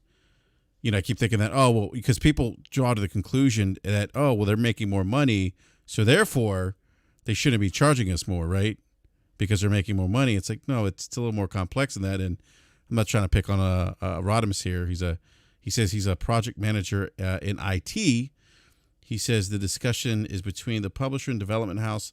The prices of the games are determined by the publisher. So when Sony set the price of Return of Housemarque, didn't know what the cost. So he's talking about a different relationship, right? And I will admit there's different dynamics there. So I'm not saying he's right, because quite honestly, I wasn't thinking about the model that way, because that hasn't been the conversation on Twitter. In the instance where, so that's contract work, but in the instance where the publisher is doing is paying a separate developer for a scope of work, right? The funding vehicle is provided by the publisher provides the funding to the developer gets paid up front, right, in whatever revenue increments they agree to, right, and then they have whatever rider that they have on the contract for continuing royalties based on unit sales, right, or whatever the model of the agreement is. So that's a different thing. The core model that we're talking about, or at least that I was speaking from, was the instance of a first-party developer that is actually part of the corporate infrastructure of a large third-party publisher, right? Or in the case of Sony or Microsoft, the actual manufacturer. But still, right? The budgetary realities are the same. If EA comes to me and I pitch a game to EA and they pay me whatever $50 million to produce Returnal, it's the same thing. That $50 million has to pay for the salaries of whatever developers I hire. Yeah. No, it's I mean, that's a great point. I mean, again, I think it just speaks to that this thing has more layers than many of us realize. So, but I guess the other question is, as games become, and I will say games, and not all games, but AAA games, right? Because that was the conversation piece on Twitter. But as AAA games become more expensive, and I'm assuming they probably will, are we going to see an increase in price? And what's the tipping point for people at that point? Like, if it gets to $100, I mean, for me, like I would say $100 for a game, I wouldn't do it. But knowing me, I probably would. But I mean, do you guys see that? Do you guys see that we get to a point where games start getting to the point where they're maybe $100? Or do we see a scenario where publishers are introducing things like NFTs, or we maybe see more microtransactions in games to kind of bring in some additional revenue? I mean, I know I've been talking a lot, so I'll answer this one question, then give some room for Slow Mo and E to jump in. So a lot of where I speak from, at least in my own assessment of the industry, is reading how the industry derives from the larger technology industry. And so if you put optics on that, right, where almost everyone is converting, right, in the rest of the technology industry, and I hate to say it, right, but is to subscriptions, right? I mean, so probably the answer to your question is they're either going to probably either have to increase prices or stick with and increase the way they monetize microtransactions, or some people are going to start going to you don't buy games individually anymore, but you go to a subscription service.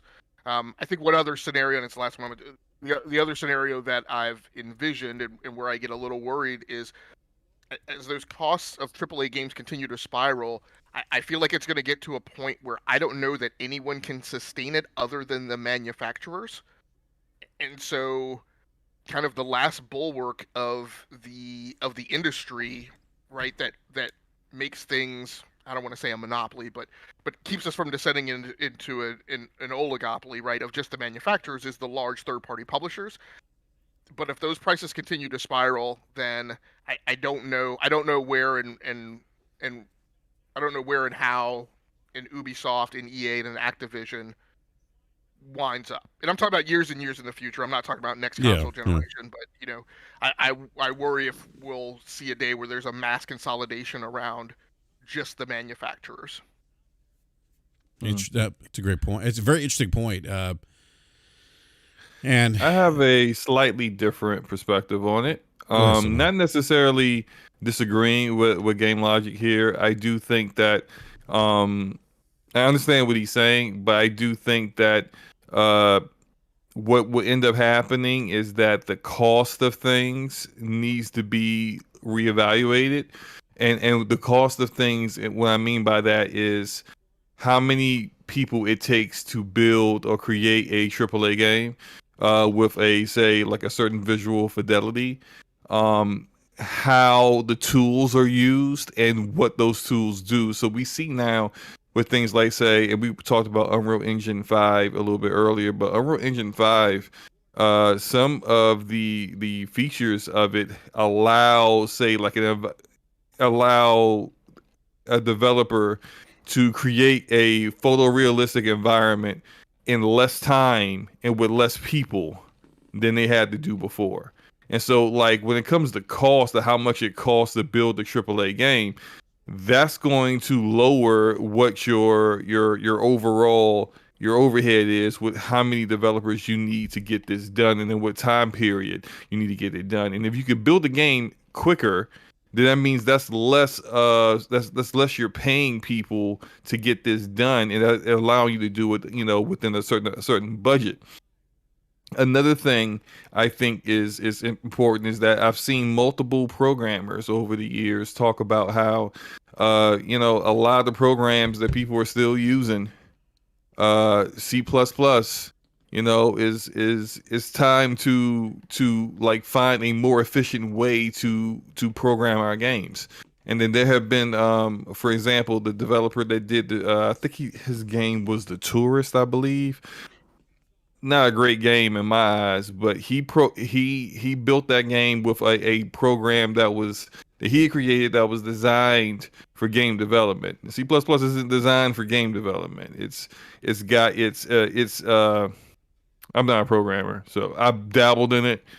I can understand what people say when it comes to like how it doesn't work, the most efficient for game design, yet it's what most programmers in game development use, and so therefore it doesn't get replaced because what are you going to do? Create a whole new program for game development? Who has the time for that? No one else does. So you just hire people who know how to do what you need them to do, and then you get it done. And so it's like this cyclical issue where everyone is just doing the same things that everyone else has been doing, not because it's good for the industry or it's good or efficient game development.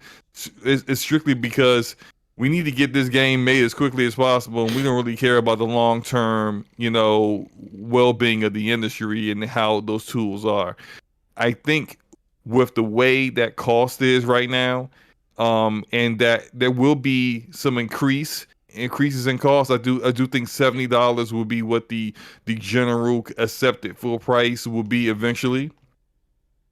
But I can't see it going beyond that. I can't see gamers accepting more than that, or for some of them being able to afford more than that for the games that they want. And so when you kind of reach that plateau of what the market will actually be able to handle, you're going to have to start looking at how you do business.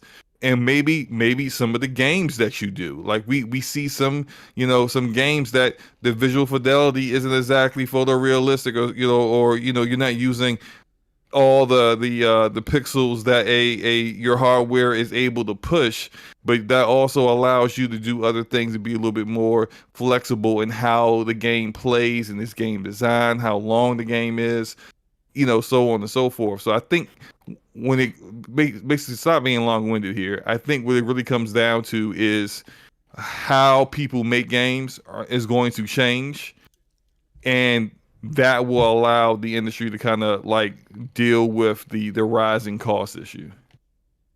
So I don't entirely disagree. I mean we have and it will increase. You're absolutely right. This notion of tooling around tooling, that is the thing that enables developers to do what they want to do and will continue to enable them to do them faster and quicker. I think the other sector that's going to be the dynamic is, like we were talking about kind of in the pre-show, right? Is there are these development shops, which in our case we were talking about 4A games in the Metro series, but then also the first party public, right? The manufacturers, right? Who are always going to be working in their own engines because they're trying to push the boundaries of what their hardware can do, and I hesitate to call Unreal a commodity, but that's really what that market space is about, right? It's about offloading from the developers the things that slow them down and the things that they don't need to do. We're seeing the same thing in the cloud space, right? There are all these companies that have sprouted up in Silicon Valley that take the concerns of infrastructure, right, and the things that you normally have to build yourself in the development pipeline kind of out of the hands of developers so that they can do the most acute and tactical parts of the code. That will increase and that will have a dynamic in the market. But I think we'll also still always going to have this group, and it's a question of like what's the elasticity of the market and which one of those things kind of takes over and provides the majority of the impact. The part of the problem too is the consumer demand, right? I don't disagree with you, but at the same time, we're having a dialogue on Twitter about the downgrade between Hellblade and Hellblade 2. Yeah, which is ridiculous because there is no downgrade between Hellblade 1 and Hellblade 2, which is what the heck is going on with people? It's hold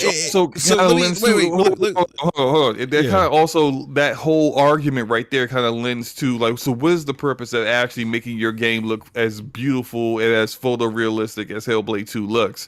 If you're still going to get people like, well, and it's really what it all comes down to, because I see there's an argument out there right now between what looks better, Hellblade 2 and Horizon Forbidden West. And really what I'm seeing from people is that you have a preference for a certain visual fidelity or art style, and you think one looks better than the other, period. There is no actual, this looks better than that. It's just your freaking preference. And if that's really the case, if that's all this really is, then as the former developers from Arcane who went and left AAA development to go created Wolf Eye Studios to make AA games that didn't need to be a certain visual fidelity in order to get approved.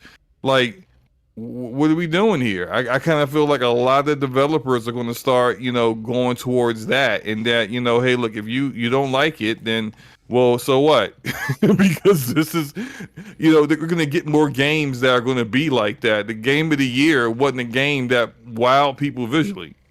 Yeah. And I think that's going to become more of the conversation as fanboys argue over, a speck of grass that didn't look great, or the textures on a rock switching up every now and then.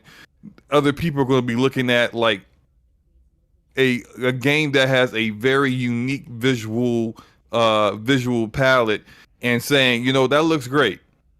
And the game didn't take, the developer 3 years to figure out how to get the hair right on the main character, which is almost as long as it took. Actually, I'm sorry, it was 2 years. It took Guerrilla Games 2 years to do the hair for Aloy in Horizon Zero Dawn. Like, that's 2 years of one developer's life to work on hair. To work on hair. Very, very important feature in that game. Yeah. So it's just like nicely. Yeah. Yeah, the amount of pixels that's dedicated, 100 actually, I'm sorry, I can't remember the amount. A lot. It's a lot. A lot of pixels dedicated to Aloy's hair.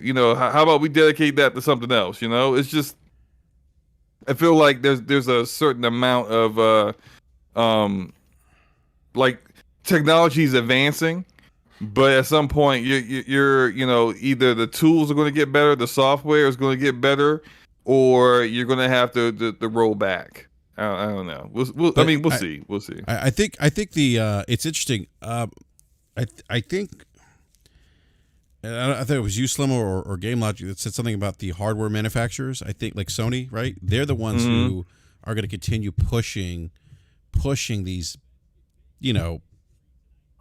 these games. Oh, absolutely. Yeah. Because and for good reason, because they have to sell the hardware. Right? Yeah. Microsoft's going to do the same thing. Sony's going to do the same thing. And Nintendo, I wouldn't throw that conversation. I don't think Microsoft pushes that at all. They got their. I think Hellblade maybe no games you want, but I think that was a choice by before Hellblade 1 was made before they were acquired by Microsoft. But Hellblade 2 looks really good. Yes, it does. But Hellblade 1 also looked really good too. No, it did. Yeah, and for a AA game, that game didn't look AA. And which is part of the reason why they acquired them, because it's like you had a AA budget and you made a AAA looking product. So I think what with Microsoft, I absolutely agree with you about Sony. Sony is going to push that kind of visual picture. They want that. Like they actually have an entire team that just does cinematics on all their games. Yeah, it's clearly their approach. It's not just them that wants it. Sony, it's we want it. It goes back to the demand for it. Like there's the markets. I said this. We said this in this conversation. The market's going to dictate what's successful. The market is saying we want this stuff. We want these. We want Aloy's. I call her Aloy's. Aloy's hair. Aloy's. Yeah, that's that. Aloy's. I can't even. Aloy. I still like Forte right now. Aloy. Oh, Aloy, man. thank you, E. We want Aloy's hair to look fantastic where somebody spends 2 years of their life, right? We want that. I mean, look at that Unreal demo that we got for the Matrix. Like, holy shit, what was that? Like, and I say holy shit in a good way, but that was just like, oh my God, that was insane. But that's what we want. And those things come with a price, right? Let me throw another dynamic right into the mix, right? And this is all not to say that like anybody's right or wrong, right, in the theory or the assessment or the speculation. It's just that like this is the increasing pile of variables, right, that goes into this calculation that makes it more difficult than can be determined in a 240 character limit conversation on Twitter, right? But another part of the dynamic is the developers, right? A lot of developers, when I go back and I talk about that upper crust of talent, right? Part of that mix is somebody at Guerrilla wanted to do that here, right? Because they want to get done with that product and say, look, that's what I created. That's what I did. Lots of people, again, on that upper crust of talent, they don't want to work in Unreal Engine, right? That, one of my mentalities in going through projects is like I never will be the last engineer left on a project. Right? Like I'm always going to be first off. Like, and once I set the baseline and the things going downfield, once it starts to become less interesting and becomes about replication and not about original creative work, I get less interested in it. Right? So your upper end of your talent doesn't necessarily want to build on commodities. They want to be part of that elite squadron of people who are out forging the new path forward, right? Who want to be building on the customized engines that are singular and proprietary. They want their work to then be replicated, right, and be used by all the people following behind them. But you've got a crust of talent that also wants to participate in that constant forging forward, right, and creating the new thing. Yeah, but like creating a new thing doesn't mean visuals. Like a lot of developers feel like creating the new thing is about game design. It's about new ways to excite the gamer, and you don't get that from AAA development. How many times have we seen developers talk about how they tried to introduce us a new idea, and publishers was like, "Well, like, how do we know that's going to work?" I've seen Techland developers talk about how they want to introduce new, unique things into Dying Light 2, and their leadership was like, "Show me where that has been implemented before and it was successful."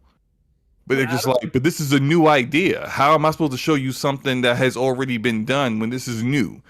Well, that's the problem.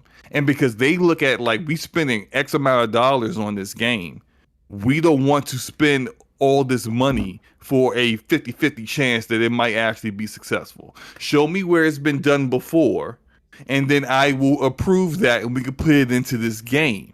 Because AAA, you don't see innovation from AAA development, period. You see innovation in indies.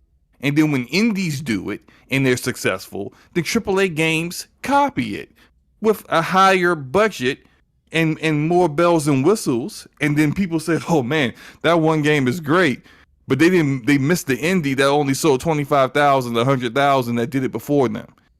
That's where innovation is coming from. Like I see what you're saying, but when it comes to innovation, if you want to be innovative, you're not working on Madden or even hell, even some of the other AAA games for the first party publishers aren't really like super innovative. What is innovative between Gears 5 and Gears 3? I'll give you the compromise answer that a lot of people don't like, which is the it depends. So yes, there's some innovation that happens on indies, but Some indies don't have the financial backing and the security that are sometimes needed to push some of those envelopes. And first of all, when we talk about the development and some of the things that we just kind of went through, there's multiple skill areas of development, right? There's animation, there is graphics, and some of those people are concerned about graphical fidelity, right? Some people are down deep in the physics models. Some people are down deep in the mechanics. So I don't know that I would take visual fidelity off the table, because there are some members of a development team that is their specialty and that is their focus and that's where they want to forge the way ahead. And those innovations cannot always necessarily be done on indies who don't have any financial backing. And quite frankly, right? This is part of the wonder of the business model of Game Pass, right? Don't know where their next meal is coming from, right? And not all of them have that financial luxury, right? So I think when you do look at some of these first party studios, I don't know that I would say that Guerrilla didn't do anything innovative when they made their pivot from Killzone to Horizon Zero Dawn. Like, to me, they clearly forged some paths of innovation in building the Decima engine and doing what they needed to do for Horizon Zero Dawn. Oh, well, yeah, the Decima engine, definitely innovative. But that game, what's innovative about Horizon Zero Dawn?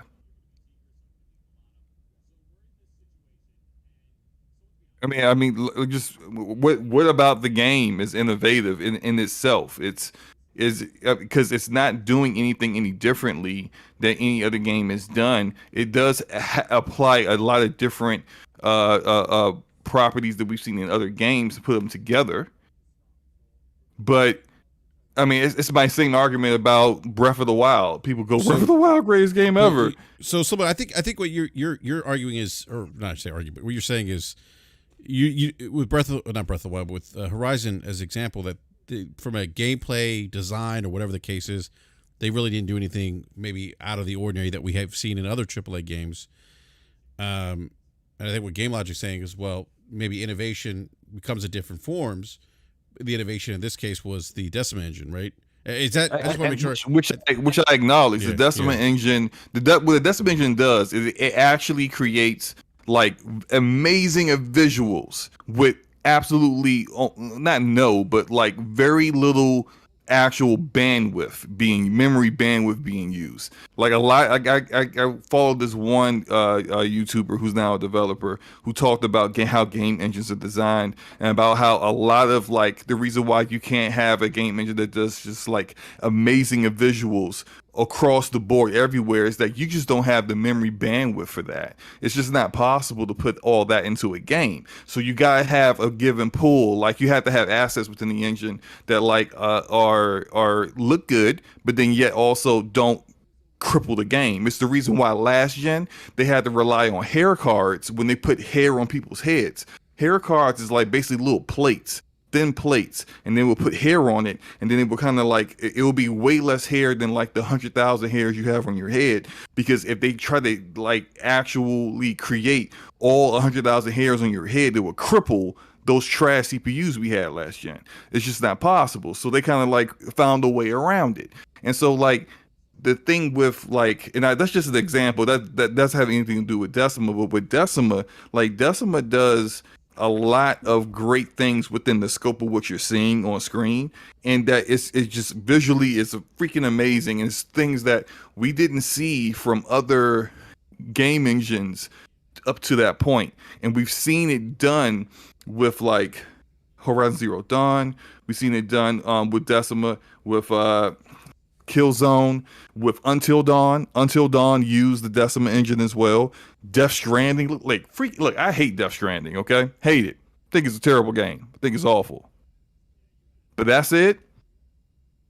Beautiful game. Absolutely beautiful game. Right. So software is built up through layers of abstraction, right? And what you get on a large AAA team is you get a lot of different facets of vectors in which engineering and development is moving, right? You get people who are at the very top end of the application layer and on the very customer-facing ends or user-facing ends of that visualization, and you get people who are coding very low, very close to the metal, who are building on top of the hardware extraction APIs, and whose only job may be to make pixels render faster, right? Mm-hmm. That is a complexity of development that you're not going to get in an indie studio with the size of projects that they get. When I talk about innovation, I talk about innovation through all of those layers of abstraction, and some of those you're only going to get in first-party studios with big budgets and huge job security who can forge that path forward. Some of the more creative elements of that engineering abstraction and some of the development of a game, absolutely you're going to get in third parties in indie studios, right? And that's where I say it depends, right? You when you're as an employee, you're going to seek out opportunities, right, that are in your wheelhouse and your bailiwick and give you the ability to actualize on the things that you're interested in and to push those boundaries, and those things are going to be split across AAA, AA, right, and indie studios. Yeah. I look. I think we're both pretty much saying the same thing, just kind of looking at it from a different perspective. But I agree with you, bro. Yeah, and the last thing I'll mention on that too is, in software development and engineering, we have this notion also of perfection, right? And so there is innovation in perfection too, right? There's taking a thing that, right, it's the Apple model, right? Because I don't know that Apple ever comes up with anything that's uniquely like on their own, that they're the first that they've ever done, but like they're the ones who a lot of times will sharpen the knife right to the razor's edge and create the thing that really works well. And so there's value in people creating, working in a space where they're following that creative intent as well. I got to chime in here. This is why I don't like fanboys. Somebody said Horizon Zero Dawn is the most innovative open world game. Holy shit. It is not. What in the world? What have they ever played open world games? I don't know. Is this the first? You know what? It reminds me of these Nintendo fans that like Breath of the Wild is the most innovative open world game ever. Like, it's just the only open world Zelda, and therefore that's why you feel like it is. It does weapons that degrade and break. Wow, that's it's the first time you played that before, really? Like, it just come on, people. Yes, come on, people. Let's not do this, please. But that's play great. More games, people. Yeah, great, great conversation, by the way. That was very insightful, and I think we lost E. I think he had to go. It's okay. It's like 11. What time is it? Oh, it is 11. So he usually has to go. Yeah, he has to get up and work. Yeah, he said he had to run. So no, it was a great conversation. And unfortunately, while I think there's some great points made, then we have the people in the live chat who are like, "Oh yeah, best innovative game ever." I'm like, that you're missing the point of the conversation. Well, and I mean, I'll throw a dollop on that, right? Because I think because we have a lot of this, right, which I'm guilty of, right? I sometimes maybe throw the hammer too quickly at people who have good intent, right, and are feeling a certain thing, but maybe aren't articulating it in the same way that we're thinking about it or kind of factually viewing it through. I think what those people in chat are saying is, right, and this is always, I always go back to this notion that what we have or what we should have is a relationship with games, right, and how you feel about it, like it's how a game makes you feel, right, in your experience in the furthest edges of your existential view of the game, right. And this is why I took a pause and a deep breath, slow-mo, when you asked me, like, well, what does Horizon Zero Dawn innovate on? Maybe it's not from a certain perspective, but my relationship with Horizon Zero Dawn is I felt great playing that game. I am a person who doesn't like crafting, right? And the approach that Horizon Zero Dawn gave me, whether it's right or wrong, right, was one where I felt like I was willing to participate in the crafting experience, right? So certain things that Horizon Zero Dawn does had a net positive emotional effect on me playing through the game. And I think that's where BRAP and I had this conversation earlier. This is where I wish, like, and I'm not saying this is what the people in the chat are doing, right? But I'm saying a lot of times, right, if people would just extract the bullshit, right? Extract the trying to prove a point using variables that aren't really pertinent to the conversation, right? Just say, I felt great playing Horizon Zero Dawn, right? Horizon Zero Dawn, it was a great game for me, right? And that says it all. It doesn't have to be about most innovative, best looking, right? Sony first party exclusive, right? All this other crap that goes into it, right? Yeah. Just like the person we were having that conversation with about pricing, right? That person came back and said, I stand by my point, right? These companies make lots of money. Right, so I was like, dude, what you're saying is that you just don't want to pay more. Just say you don't want to pay more. Don't tell me, right, Microsoft is the devil, Sony is the devil, right? Because it's not true, right? Just say you don't want to pay more, and that's a fine perspective to have, and vote with your dollars. Don't say I don't want to pay more, and then turn around and be like the people playing Battlefield 2042 who are paying cash for it and making it one of the most highly played games on Steam, even though it's, arguably not a great game. Right. And like, look, I'm not trying to rag on Horizon Zero Dawn. That was like an example. Like I actually I have had this argument with Forte multiple times. Like Forte doesn't like the game. I like the game, and it took me a while to get to the point where I liked it because I felt like my big issue with Horizon Zero Dawn really isn't the fact that the open world isn't innovative or it doesn't really do anything innovative at all. It's more of the fact that I think the story pacing isn't good. You know, and it was like I don't really give Gorilla too much crap for that because it's like it was really their first foray into this kind of game. So I get it, right? I understand, but hopefully with Forbidden West, their pacing of the story is a little bit better. But I felt like after they kind of dropped you into the world and then you met like the tribe that's closest to you and you know who that Aloy is, this outcast, it's like the actual main story of this didn't pick back up until like a good 12 hours after that. Once you find some of these like abandoned facilities and start to find out what happened to the old world is when the story gets good again. And it's just like, well, damn, like the 2 times I attempted to play Horizon Zero Dawn before this, I quit before I got to that point. And I know a lot of people who did. And it's like, I think it is a good story, just poorly told. And it's just like, those are the kind of issues that I have with it. But like, a game doesn't have to be innovative to be fun. And I think some people need to just recognize that. It doesn't have to be the most innovative game in the world, but if it's a good time and you enjoyed it, that's all that matters. Yeah, That's all that should matter to you. Did you have fun with it? Yeah. You did. That's it. Period. Nothing else matters for you. So whether it's innovative or not, you don't need a cap and say it's the most innovative open world game ever. How innovative is it? Tell me. And you got crickets. You don't know because like you don't need a cap for that. It's not necessary. It's a good game. You loved it. Great. Period. Can't wait to play the sequel. Me too. That's it. Yeah, absolutely. That's a great point. Somebody I had some people DM me like they're like, I can't believe you gave Halo Infinite an 8 out of 10. I'm like, why does it matter what I gave it? If it's a 9 out of 10 for you, it's all that matters. You know? Doesn't matter what I think. Yeah. I mean, what I think of the game shouldn't impact how you feel about it. Right? Like, I mean, that's... this is another discussion we should have at some point, right? There's the people who... I saw a lot of people like, well, how do you give like a game a 10 out of 10? Or and I'm like, look, by the time a journalist has given a game a score, walk that through editing, right? Answered all the Q&A, right? Done all the peer reviews and stuff, and published a review, they're not going to walk their score back because you don't agree with it. Right. It's a done deal. The score is the score. just like in my analog that I gave somebody this week, I was like, this is just like employee performance reviews, right? I'm like, look, you having an argument with me at the end of the year that you think you should be a 5 instead of a 3, like I'm not going to change my mind, right, at the 12-month point, right? I'm like, just state that you don't agree, right, and that you don't like the game because of X. Don't buy the game. Don't pay for the game if you don't like it, right? Yep. And let the person's review score live on and be what it is.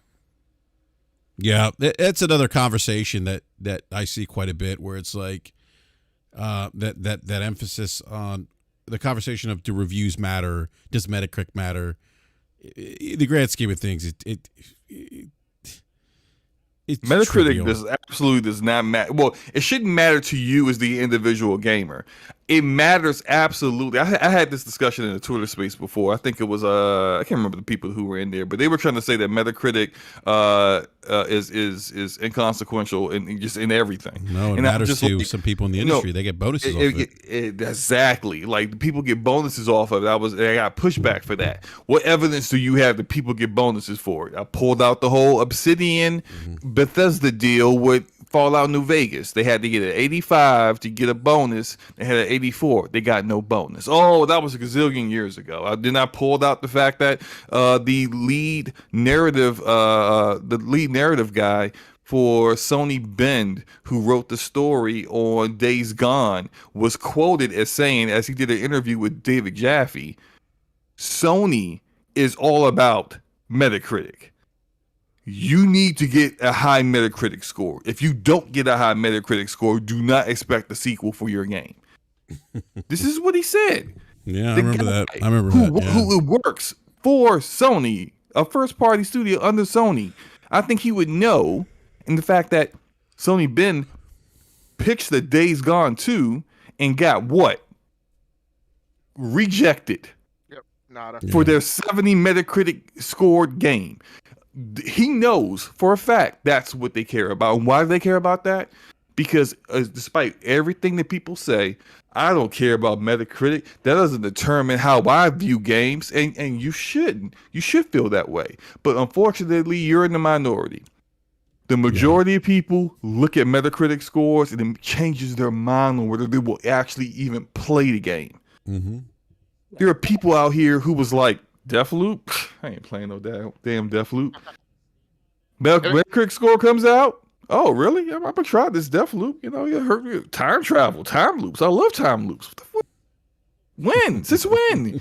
You said the game was trash. You were tired of seeing Sony show it at every show. Now all of a sudden you're giving it a shot. How? Why? Look, and we're talking about capping. I'll cap for Metacritic. Look, and I've said it before. Like, look, there's arguably 240 games that I should have played this year, right? I don't have that time, and I don't know that I would take the time, right? Because my time is precious, right? I don't know that I'd take the time that other people, right, have spent time with, right, and have developed an aggregated feeling that the game is a 50 or 60 game, right?